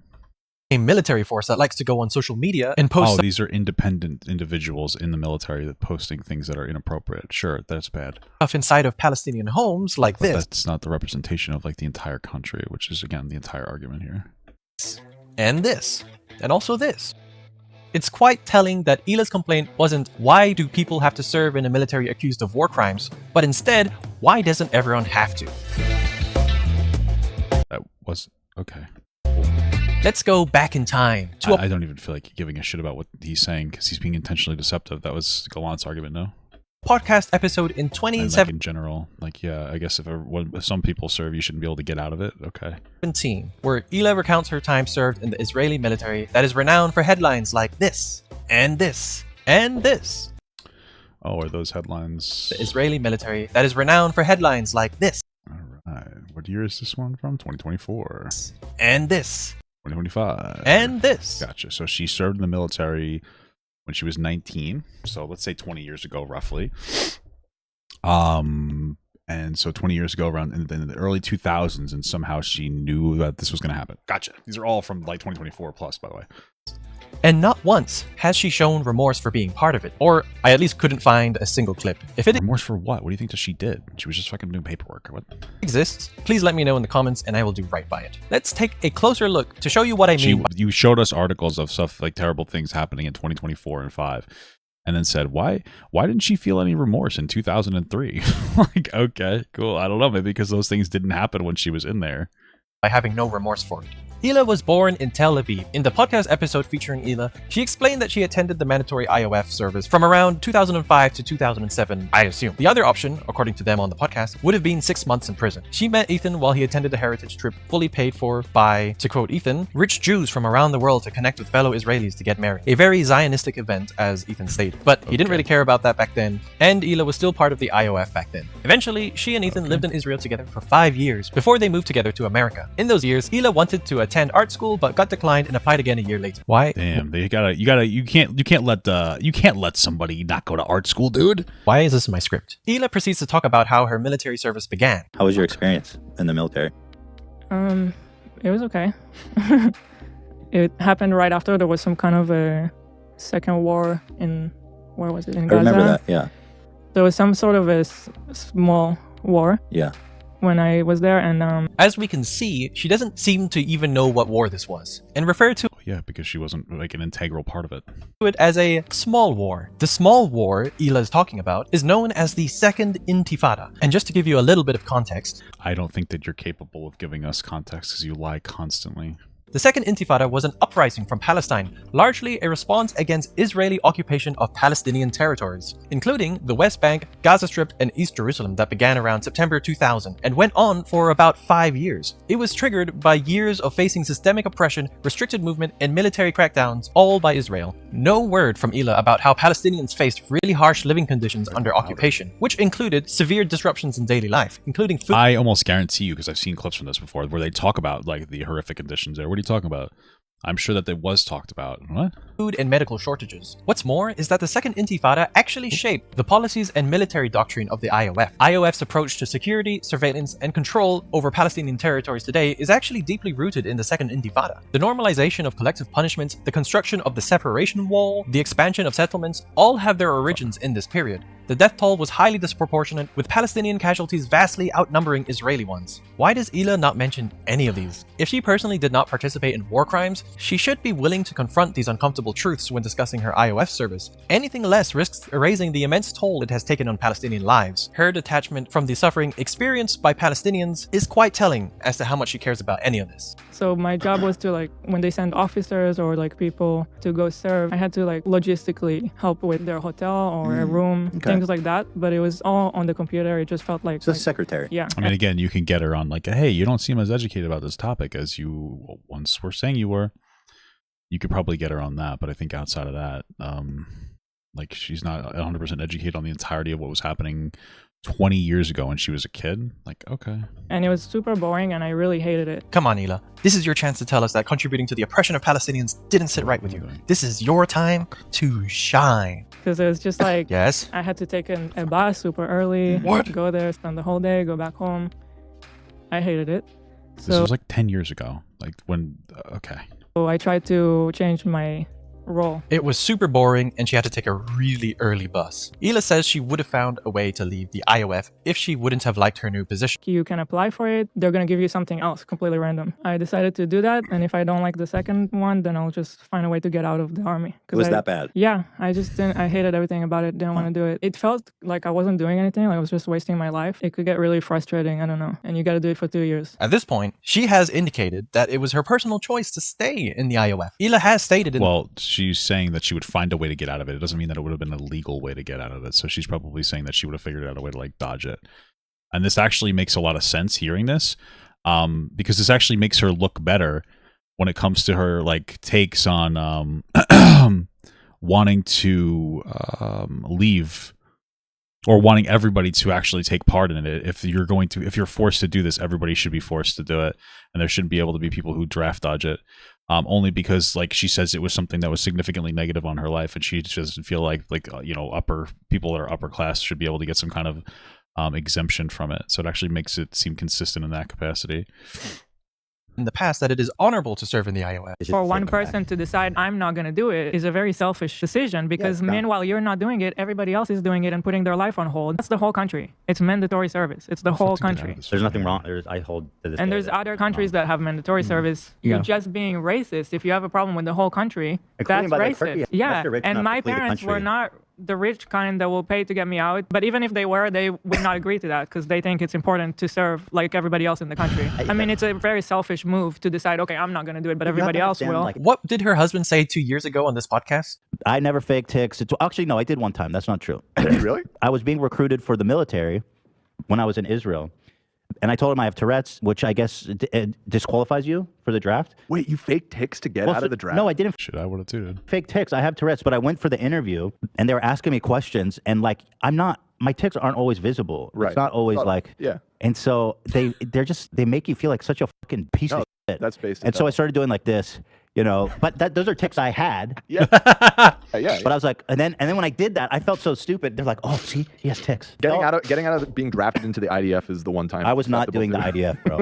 I was not doing that. I was not doing it. Such a striking contrast in perspectives here. I filled out that form and I tried it, and then I somehow ended up. Well, he's also like an American Jew that went to Israel. I think it's probably a little different than somebody homeborn. But okay, I don't care about it. Though this is just such petty, dumb bullshit that means nothing to anybody. Up in a better place that I liked a Fuck lot do more. I go, dude? So Hila stated that she ended up in a better place. She relocated from Tel Aviv to Ramallah. Just to give you a quick overview of the historical context, Ramallah was effectively occupied by Israel in 2005. Despite being officially part of the Palestinian Authority under the Oslo Accords. The Israeli army controlled access to and from Ramallah, with roadblocks and checkpoints severely restricting Palestinian movement. I somehow ended up in a better place that I liked. Her new position was apparently another secretary job in the Duchifat battalion. The new one, a base that was far from my house, so you go there for the whole week and then you come back for the weekend. So you preferred that? Were you gone for a whole week? I did. Interesting. Why? It was kind of like just more of an adventure, more of a different experience. I preferred than to just go to a boring job, sit on the computer and go back home at the end of every day. I don't know. I was in Duchifat, that's in charge of the area of Ramallah. That brigade has like a main officer, so I was his secretary. Okay, so you were right below the big boy.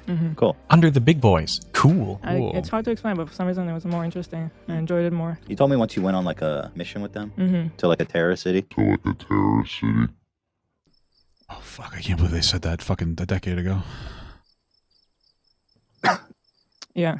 That was kind of a crazy story. Yeah, my officers and like the soldiers in that brigade, they would go every night on a raid in Ramallah to arrest terrorists. So one time I wanted to go with them just to experience it. Why? You just were all of a sudden had an urge to go with them? I just wanted to see what it's like. I wanted to see it. They took me with them one night, even though they weren't supposed to. You're driving in this like jeep that's bulletproof, so I was in the jeep. As soon as we entered Ramallah, the people in the city started shooting us. Wow. And I heard like a bullet hit the jeep like right next to my head. Did it like dent or just No, you just hear it. I mean, it was just interesting. They were so someone actually was shooting the car when you went in there right away. Yeah. Huh. I mean, I walked with them to one house. Okay. I did get out of the car once. Did they arrest anyone that night? They did. Did they bring it in the same car with you? No. Was it like, how did you feel? Was it horrifying? It was strange. Very, very weird. How so?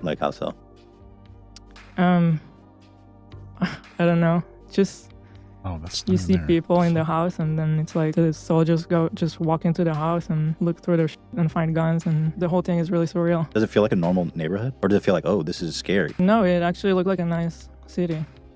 Hila, recounting her little adventure, smiles as she's talking about how their vehicle got shot at while they were invading homes in Ramallah. Yeah, they shot at you? Yeah. Oh my! Were you scared?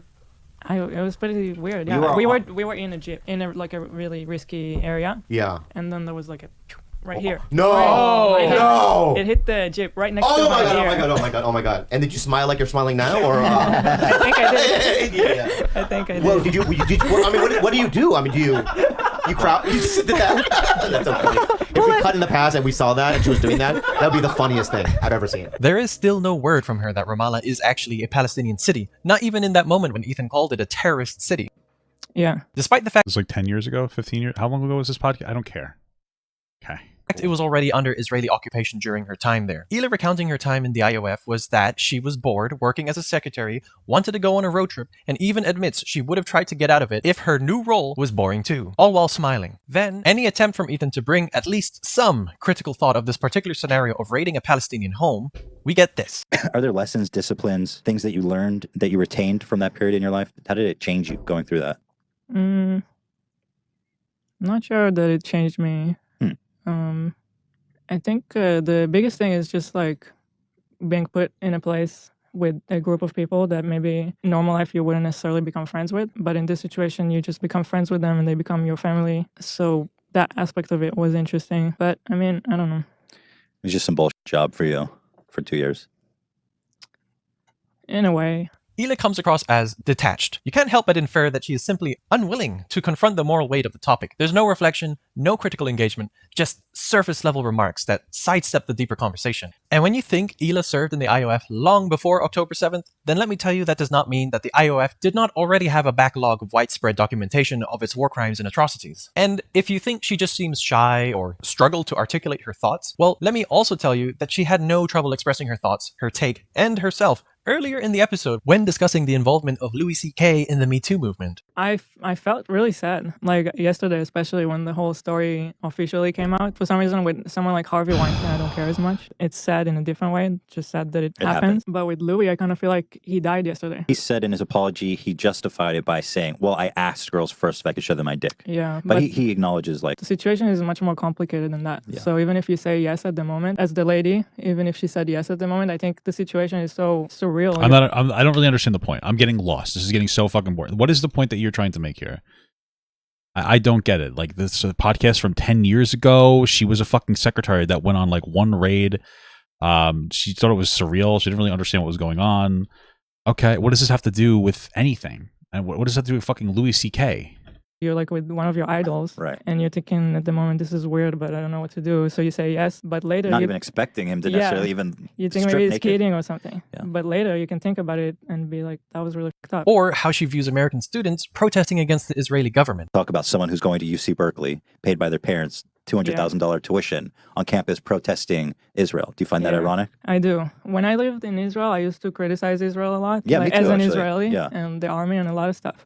But when we moved here and I started to go on Reddit and stuff like that, and just being more aware of like the online criticism and there's it's not just online, but it's not just online. Yeah, I just became more aware of like the criticism here of Israel and in general around the world, and it's really, I personally think it's so ironic. It's just like, I don't know, it's kids sitting here in like beautiful California criticizing, like you don't even know what you're talking about. Right. Now, I get it. You were 18 at the time. You've grown up in Israel all your life. All you've seen and heard are horror stories because you're surrounded by Israeli media. The Elder Scrolls 4, Oblivion. Well, the only actual problem here is I have no fucking idea where I'm supposed to go. Like, this is actually fucking super concerning. It's pissing me the fuck off. Hadn't released yet. Access to the World Wide Web wasn't so common. How are you supposed to think to yourself, maybe we shouldn't contribute to the oppression of Palestinians?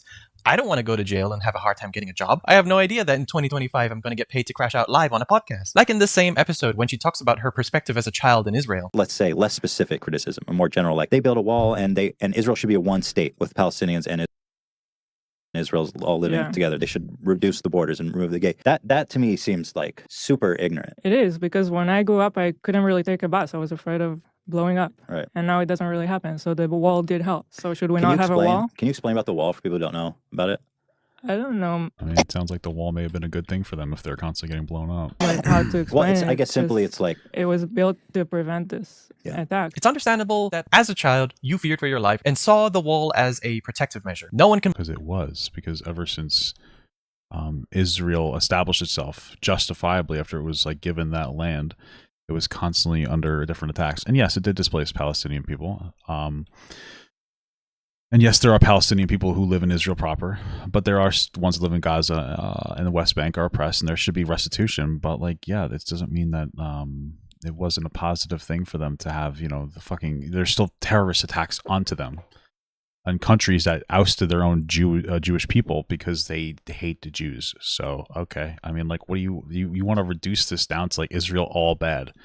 But, it's obviously more complicated than that. I can blame you for not wanting to be harmed. But while Hila defends the wall as a necessary security measure, as a grown adult here, 29 years old, she fails to acknowledge its broader implications. It's 2017, we have technology and access to information now. Maybe we could be asking ourselves, who decided a wall was the answer? And what alternatives were ignored? When you build a wall, are you defending yourself or are you just deepening the divide? Why do the people... I mean, if they're committing terrorist attacks and killing them, I feel like it makes sense to build a wall in this context, even if it's not the ideal solution. Whom the wall is designed to stave off feel so desperate that they resort to such tragic violent acts. The wall she spoke of, a lot of it's because they just fucking hate Jews. I don't know, like I mean, I don't know, I think sometimes you guys like to pretend that doesn't exist.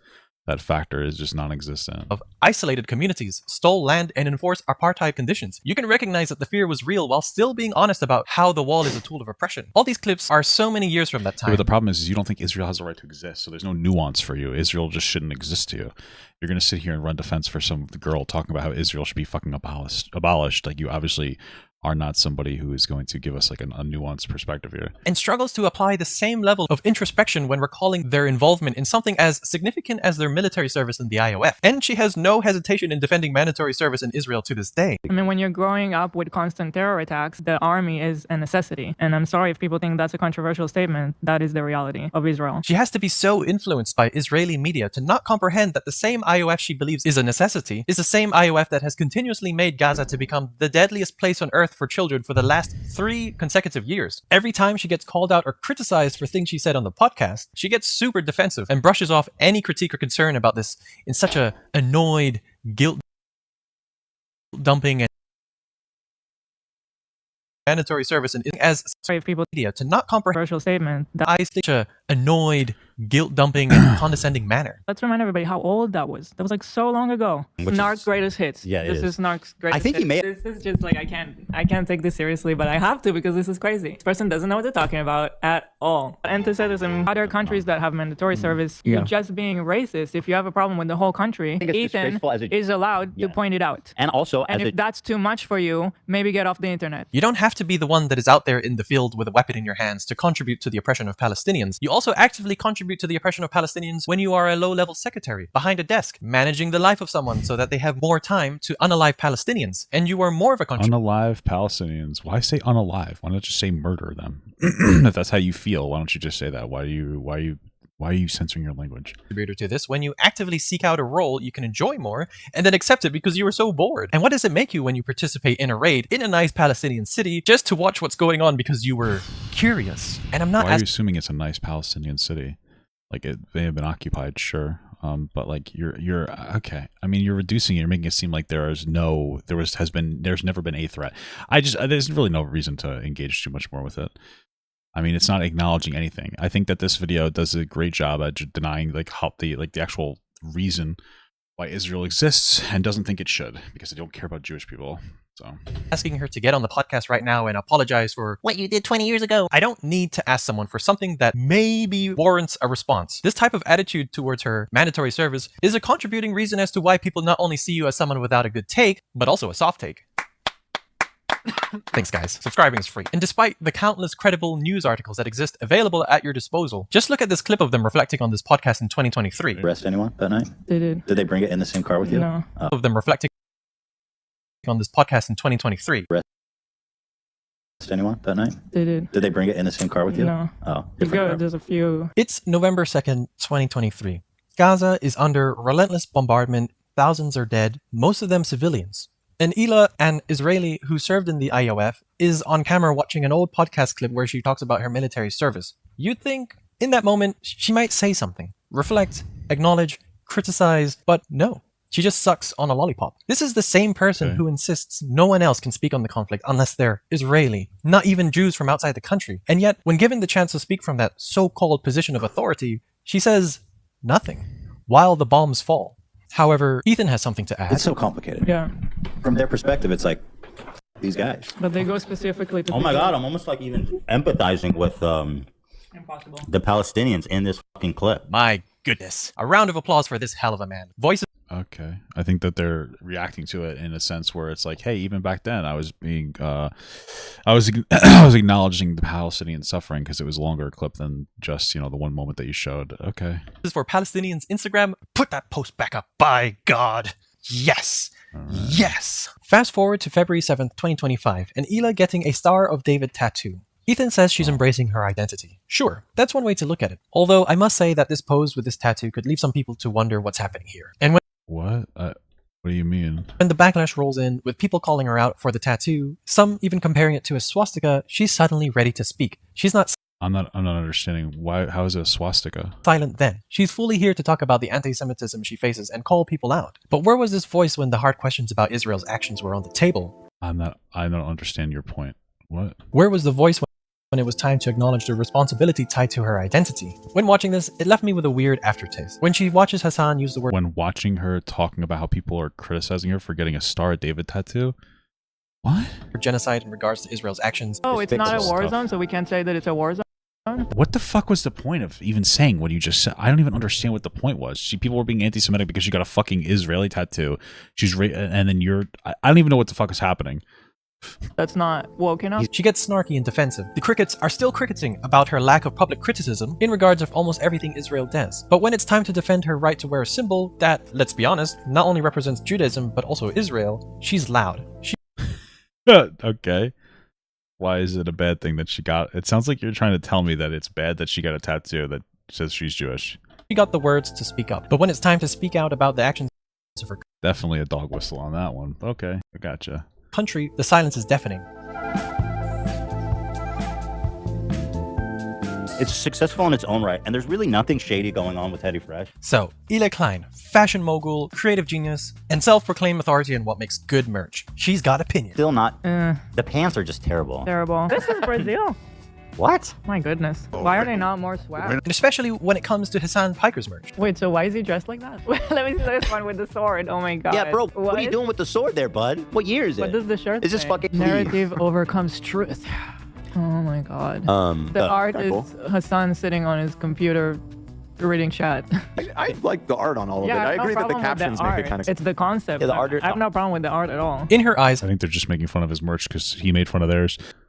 his photo shoot is cringe and themeless. For someone that is the creative force behind Teddy Fresh and seemingly wants to be a fashion mogul, you don't have to like Hassan to understand there is a deliberate and recognizable theme here. Aestheticized political rebellion through modern streetwear with a mall ninja vibe leading into satire. Is it so hard to recognize that? Now, I'm not saying this because Yes, I don't know what the fuck you're talking about. I'm upset that someone said mean things about his merch. This is just a great example of how personal bias can make someone look like a huge hypocrite. Because if you're going to critique someone else's brand, your own better be good. And that brings us to Teddy Fresh. Tell me, what does Teddy Fresh mean? How? What does how? I don't know. It's a little teddy bear. Hila has always emphasized how much of Teddy Fresh is her original vision. The brand, she claims, is deeply personal, uniquely designed, and all her own work. In 2017, again, the same interview with her husband, she explained how she loves to draw her designs by hand. Back then, she was still in the process of understanding their own concept and developing Teddy Fresh. Now, 8 years later, I wonder if Hila found her concept. Because what we see a lot of in their marketing is this kid core. Adult models dressed like kids and presented like kids and... Oh, they're calling her a pedophile. They're calling her a pedophile, guys. We did it. We're calling her a pedophile. Kid core. Teenager. We're calling her a pedophile. Yes! Paired with environments that contain things like a poster with the words on the wall. Referred to as lolly. What's that? It's like a genre of hentai where the girls are very young. Whoa. Okay. Wow. Very young. And it's interesting to see her reaction to this because her own brand's marketing sometimes leans into aesthetics that aren't, of course, the same thing. I like that. I like the sometimes. Hey, sometimes it shows like kind of a childlike vibe. Okay. Well, I just Googled Teddy Fresh and just kind of scroll through it. Not a child vibe, not a child vibe. No. Just going to kind of scroll down until we find a child vibe. A vibe that would indicate being a child so far. Oh, there's a Ferris wheel. Only children like those, I guess. Hey, there do be socks here. Maybe there's a child vibe there. I don't know. There do be some socks, though. This one says MILF on it. That's so childish. So, okay, maybe this. I don't even know. It's just a different aesthetic. Sometimes. It doesn't mean that they're trying to fucking...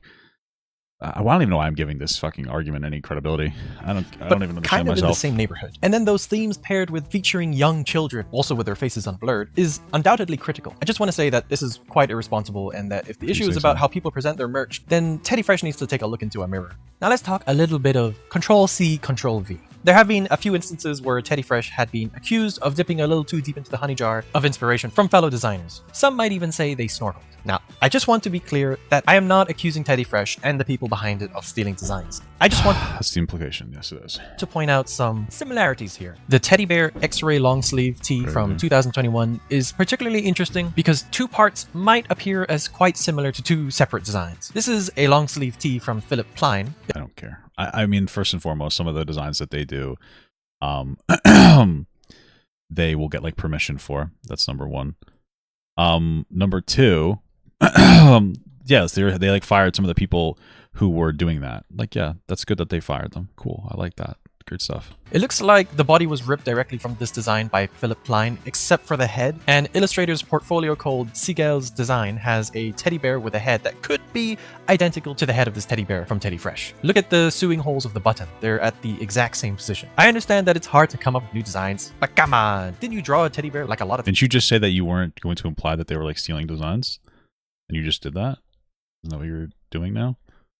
I made all kinds of sketches for the teddy bear. That's actually the shirt, the shirt that has all the Teds all over it. Or was that all the... Those were all my attempts at making the logo. Whoa. It's very much possible that the design was licensed, but when was there maybe disclosure about Teddy Fresh deciding to license designs? It's Why do they need disclosure on that? Why do they need a disclosure on that? It's okay to be transparent about wanting to save time, resources, and money. So we didn't realize it was an exact copy until it was brought up recently. And then people say, well, why don't you do your due diligence? I'm like, bro, it's a fucking knitting book from 1995. The design is dead from this planet. It was like some cosmic coincidence that someone even found it in a thrift store. Sure, if this is the truth, then fair enough. However, it's crazy how frequently cosmic coincidences appear to occur. Here is a Teddy Fresh, sick-ass graphic of a Dude, this is from like fucking, how many years ago is this from now? Holy fuck, we're still doing this? bear about to maul someone. And here's a PS3 game from 2013 called Cabela's Dangerous I Hunt. remember I was playing like the first Final Fantasy VII remake. Remember that? When I was reacting to this. It seemed like so fucking stupid. Holy fuck. This is a licensed image, but honestly, it's so different too. Like even making the accusation is kind of insane. It may not even be a licensed image. I don't know. It's hard to tell. But like, it's a video game cover, and this is completely different. When you take a closer look, there is still water around the bear's paw like in the original PS3 video. Whoa, water and a bear? Game art, and you can see that the bear has a little stub because the text was blocking, so they just cut its arm off. Whatever. Okay, in the words of Ethan Klein, it doesn't matter anyway. I just find it kind of funny how they write off one similarity as, oh, interesting. I will admit, is a little too close for comfort. I don't know what happened with this one, to be honest. Yeah, it's Prada. I recognize that sweater. It's a Prada sweater with the flames. I mean, this one's on a hoodie. Yeah. Looks Prada sweater. Isn't that supposed to be expensive? What the fuck? Okay. I mean, this one's a little sus. I agree. I'm not sure what happened here. That's probably maybe the only one that he could. I love how we're giving Ethan so much flack because like 4 years ago they had a controversy with Teddy Fresh potentially copying different like parts of the brand. But we haven't given Hassan any issue with him actively supporting pretty much every institution on the BDS list. Can't even not drink a Dr. Pepper for Palestine. Hassan can't even not drink a Dr. Pepper for Palestine. But hey, we're crickets on that one, huh? Incredible. Call me out on that I can probably look a little deeper into. And also, like I mentioned earlier, I reached out to the charity organizations in their good cause section to verify the donations that have been made. Because why not fact check the fashion brand by H3? And while Victims First spoke very highly of Teddy Fresh and said that they were the largest donator at that time with an awesome contribution of $119,556,000 to the centralized Uvalde victims, let's just say that one of the other organizations listed here, who do not want to be mentioned at this time, have never received donations from Teddy Fresh, nor did they receive any communication from them. Maybe it was I don't care. I don't even know. Trust you that this is real. This person. Thank you for your email about blah blah something you censored. Never had correspondence with Teddy Fresh Company or received any donations from Teddy Fresh. None of us had any contact with Teddy Fresh. You're literally showing us an email that says that they never had. What does this have to do with anything? What does this mean? Who do not want to be mentioned Uvalde victims, with an awesome contribution of $119,556,000 to the centralized Uvalde victims. Let's just say that one of the other organizations listed here, who do not want to be mentioned at this. Which organization? What? Victims. Let's just say that one of the other organizations listed here, who do not want to be mentioned at this time, have never received donations from Teddy Fresh, nor did they receive any communication from them. Maybe it was. So then why wouldn't they sue them to take their name off their website? I don't understand. I feel like none of this is... Okay, cool. We have no verification. We're supposed to trust you, the person that's been deceptively presenting information the entire time. You got it. Good. Yeah, for sure. Yeah, done. It's an error. I do hope that whatever happened there will get resolved and that Teddy Fresh can continue to have a great impact on various causes in the future. Okay. Incredible. By the way, she goes, Ethan needs to be criticized for being pro-Israel, and also Hila said bad crazy stuff. Okay, well, clearly you're going to have evidence to support that, right? Absolutely. Please fasten your seatbelts, stow your disbelief, and prepare for a smooth descent into some absolutely wild podcast commentary. Here, Hila and Ethan are reacting to iDubbbz' Content Cop video, in which he contextualizes his wife's background, half Lebanese, half Irish, pointing out that... So she's like 8% Lebanese, and she's already admitted that, and I think that you know that, so... Historically, her people were on the receiving end of colonial violence. Lisa is half Lebanese and half Irish. Oh, wow. Yeah, we know. For anyone unfamiliar, the Irish have been on the receiving end of a lot of oppression and genocide. On the part of the Lebanese, they've received a lot of oppression and attacks from the IDF. So Anissa is very well And sir, do you happen to know of any violence perhaps coming towards Israel, where Hila grew up? Perhaps from Lebanon, Hezbollah, perhaps? Does that ring a bell to you, you dumb, ignorant f***? How dare you attempt to lecture me on this conflict? Familiar with the propaganda and the shit coming out of Israel. I mean, iDubbbz even admitted that he had no idea what was going on in the conflict, so... Choosing now, out of all the times, to be like, please defend me. No, we're not going to fucking defend you. Okay, so this is very interesting. Wow. He says, on the day that CPS was called and we're understandably heated, he goes, no, I'm not going to defend you. Why? Because you're Israeli. You're Israeli. That's literally what he said. I mean, his he argument. made Do I sure have it to wrong? include the flags so a 5-year-old could understand what he was saying. So yes, that's what he was saying. perhaps from Lebanon, Hezbollah. Ian couldn't even say like, hey, he treats his kids well. That's literally what this whole thing is about. Israeli. That's literally what he said. I mean, he made to include the flags so a 5-year-old could understand what he was saying. So yes, that's what he was saying. I feel like that's exactly what he's saying. And correct me if I'm wrong. He put the Israel flag and he said, no, she's not going to defend you. Yeah, I just don't want people to be like, that's not what he meant. I mean, I don't see it any other way. Stop hallucinating anti-Semitism. There is so much to unpack here. For example, not really, but okay. Let's hear what you have to say. Hezbollah was formed in 1982 in I don't care. response to the Israeli invasion of Lebanon. How on earth can you, Hila, sit there and let Ethan talk down generational trauma while flipping this around into a narrative that makes your home country look like the victim in all of this? You, who once claimed that non-Israelis can't speak out without authority on these matters. I honestly wonder if you even realize that it was Israel, Well, isn't Ethan Israeli?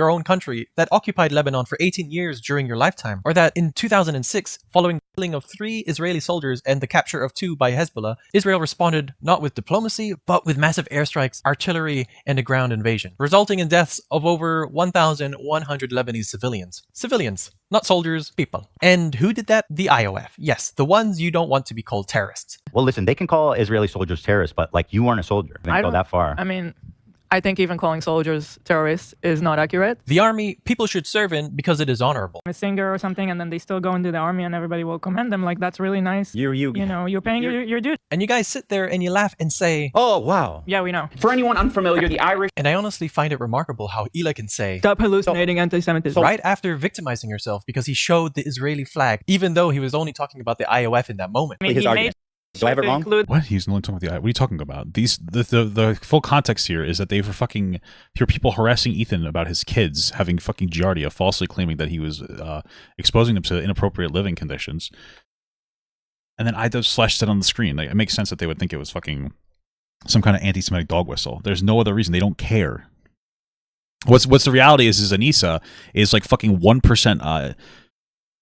She's like 1% fucking Lebanese, and like, but she wants to feel connected to it, so she's fucking pretending to be outraged by fucking Israel now. That's what's going on here. And she's a white girl that wants a fucking identity. That's what it's coming down to. The flags, so a 5-year-old could understand what he was saying. So yes, that's what he was saying. He put the Israel flag, and he said, no, she's not going to defend you. Stop hallucinating anti-Semitism. Now, I want to be very clear that obviously Hila and Ethan have the right to criticize Hamas, but it sure is interesting to see what they criticize exactly. Like here, when they pause right after hearing that Israel's occupation must end in all Palestinian land. The occupation must end in the Gaza Strip. No, I'm talking about all Palestinian lands. Once again, that's funny because it's exactly related to what he accuses me of spreading Israeli propaganda about. My point is when Israelis hear from the ocean to the sea, they hear all of Israel. And guess what? That's what the guy from Hamas is saying on the screen of the clip you showed. I don't understand. If a movement is for... Hold on a second. Got it. So this is just to be clear. We're gonna show the whole thing here. Okay. So it says Israel is a country that has no place on our land. We must remove that country because it constitutes a security, military, and political catastrophe to the Arab and Islamic nation and must be finished.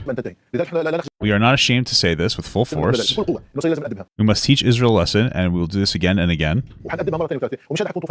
The Al-Assad flood is just the first time, and there will be a second, third, and fourth. So I'm pretty sure this is right after October 7th, him saying that there are going to be more October 7th. This is him saying right after October 7th that they are going to continuously engage in other October 7ths.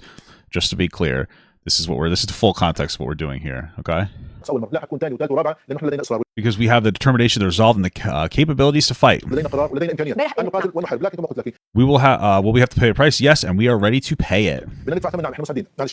We are called a nation of martyrs, and we are proud to sacrifice martyrs. Whoa. We do not want to harm civilians, or we did not, even though they killed 800 civilians, so they obviously did. But there were complications on the ground. They were obviously trying to kill civilians. And there was a party in the area with civilian population. Yes, that's why they targeted that area. It's a large area across 40 kilometers. The occupation... Oh, here's where it really starts, by the way. Here's where his clip starts. He decided to cut that original part out of it. The occupation must come to an end. Occupation where? In the Gaza Strip, she asks? No, I'm talking about all Palestinian lands. Does that mean the annihilation of Israel? Yes, of course. So this guy is talking about how he wants to continuously October 7th Israelis until they are annihilated from the planet. I wonder if we're gonna, rewatching that part, I wonder if we're gonna get that context in there from the creator of this video. Who do you guys think? The existence of Israel is illogical. Israel is illogical. The existence of Israel is what causes all the pain, blood, and tears. It is Israel, not us. We are the victims of the occupation, period. Therefore, nobody should blame us for the things we do. So it's okay to rape Israelis by this guy's logic because, you know, they're being occupied. On October 7th, October 10th, October 1,000,000th, everything we do is justified. Yeah, okay. So that is that's just him saying that it's okay to do anything to Israeli people. Now let's rewatch this clip here and see like if this context is properly cited.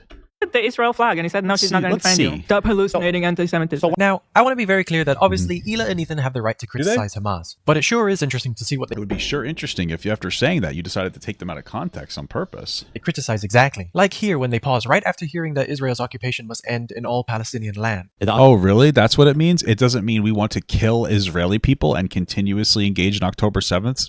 Wow, it's so interesting that you left that part out after you deceptively clipped this. Occupation must end in the Gaza Strip. No, I'm talking about all Palestinian lands. Once again, that's funny because it's exactly related to what what he accuses me of spreading Israeli propaganda about. My point is when Israelis hear from the ocean to the sea, they hear all of Israel. And guess what? This is a Hamas spokesperson, yes. But that's what the guy from Hamas is saying on the screen of the clip you showed. I don't understand. If a movement is for peace between two people and one people is telling you they're not comfortable with the statement, shouldn't we change the statement to something that both people can get behind? No, because they'll say, well, people will say that Israel's the aggressor, so they shouldn't have to adjust anything. Yeah, but that's like watered down American version of what's happening there. Sure. A moment of striking honesty from someone who is often quick to silence criticism. Well, that is true. Okay, so we just did okay, we're going to deceptively present that. Okay. I wrote a bunch of conclusions for this video, but to simply summarize it, my takeaway with Hila is that no one can win. Thanks for watching the video. Bye-bye. Now, wow, what a terrible video. Just to add one thing, if you believe Ethan's views and his moral stands were maybe indoctrinated by his wife, let me show you one final clip. So it's really frustrating because like the way I always thought about it is like I was just born here. I don't care. Like I don't know the history and I don't care. We're all just people here. Yeah, people. And now I have to choose sides and I have to. And I'm saying that's why the reason I left is because I'm like this isn't my fight. And Hila, I think since before she knew, thought it wasn't her fight. She never belonged there. And it's like I don't really want to be involved in this because when you live in Israel, this makes them look better. Start to learn things, or maybe I don't know if it's a brainwashing thing, or you're with the club, right? You're with that tribe. Yeah. So it gets through to you. Yeah. So before I went to Israel, I was very pro-Palestinian because I went to a very liberal college. I went to UC Santa Cruz, and there it's like they literally have protests on the campus of like Israeli soldiers executing Palestinians. Wow. And I was like, okay, yeah, that's totally what it is. But when you go there and then you learn because you spend time with that tribe and you understand all their talking points and it's just so confusing, dude. I do wonder what happened down the line to these guys, but I don't understand that what he was saying doesn't necessarily mean that they're giving a 100% perfect representation of what's going on. He's basically saying there's two different tribes here that we're engaging with. One is they both are too charitable to each other, so I want to disconnect from them. How does that make him look bad? Thanks for watching the video. Bye-bye. That video's fucking terrible.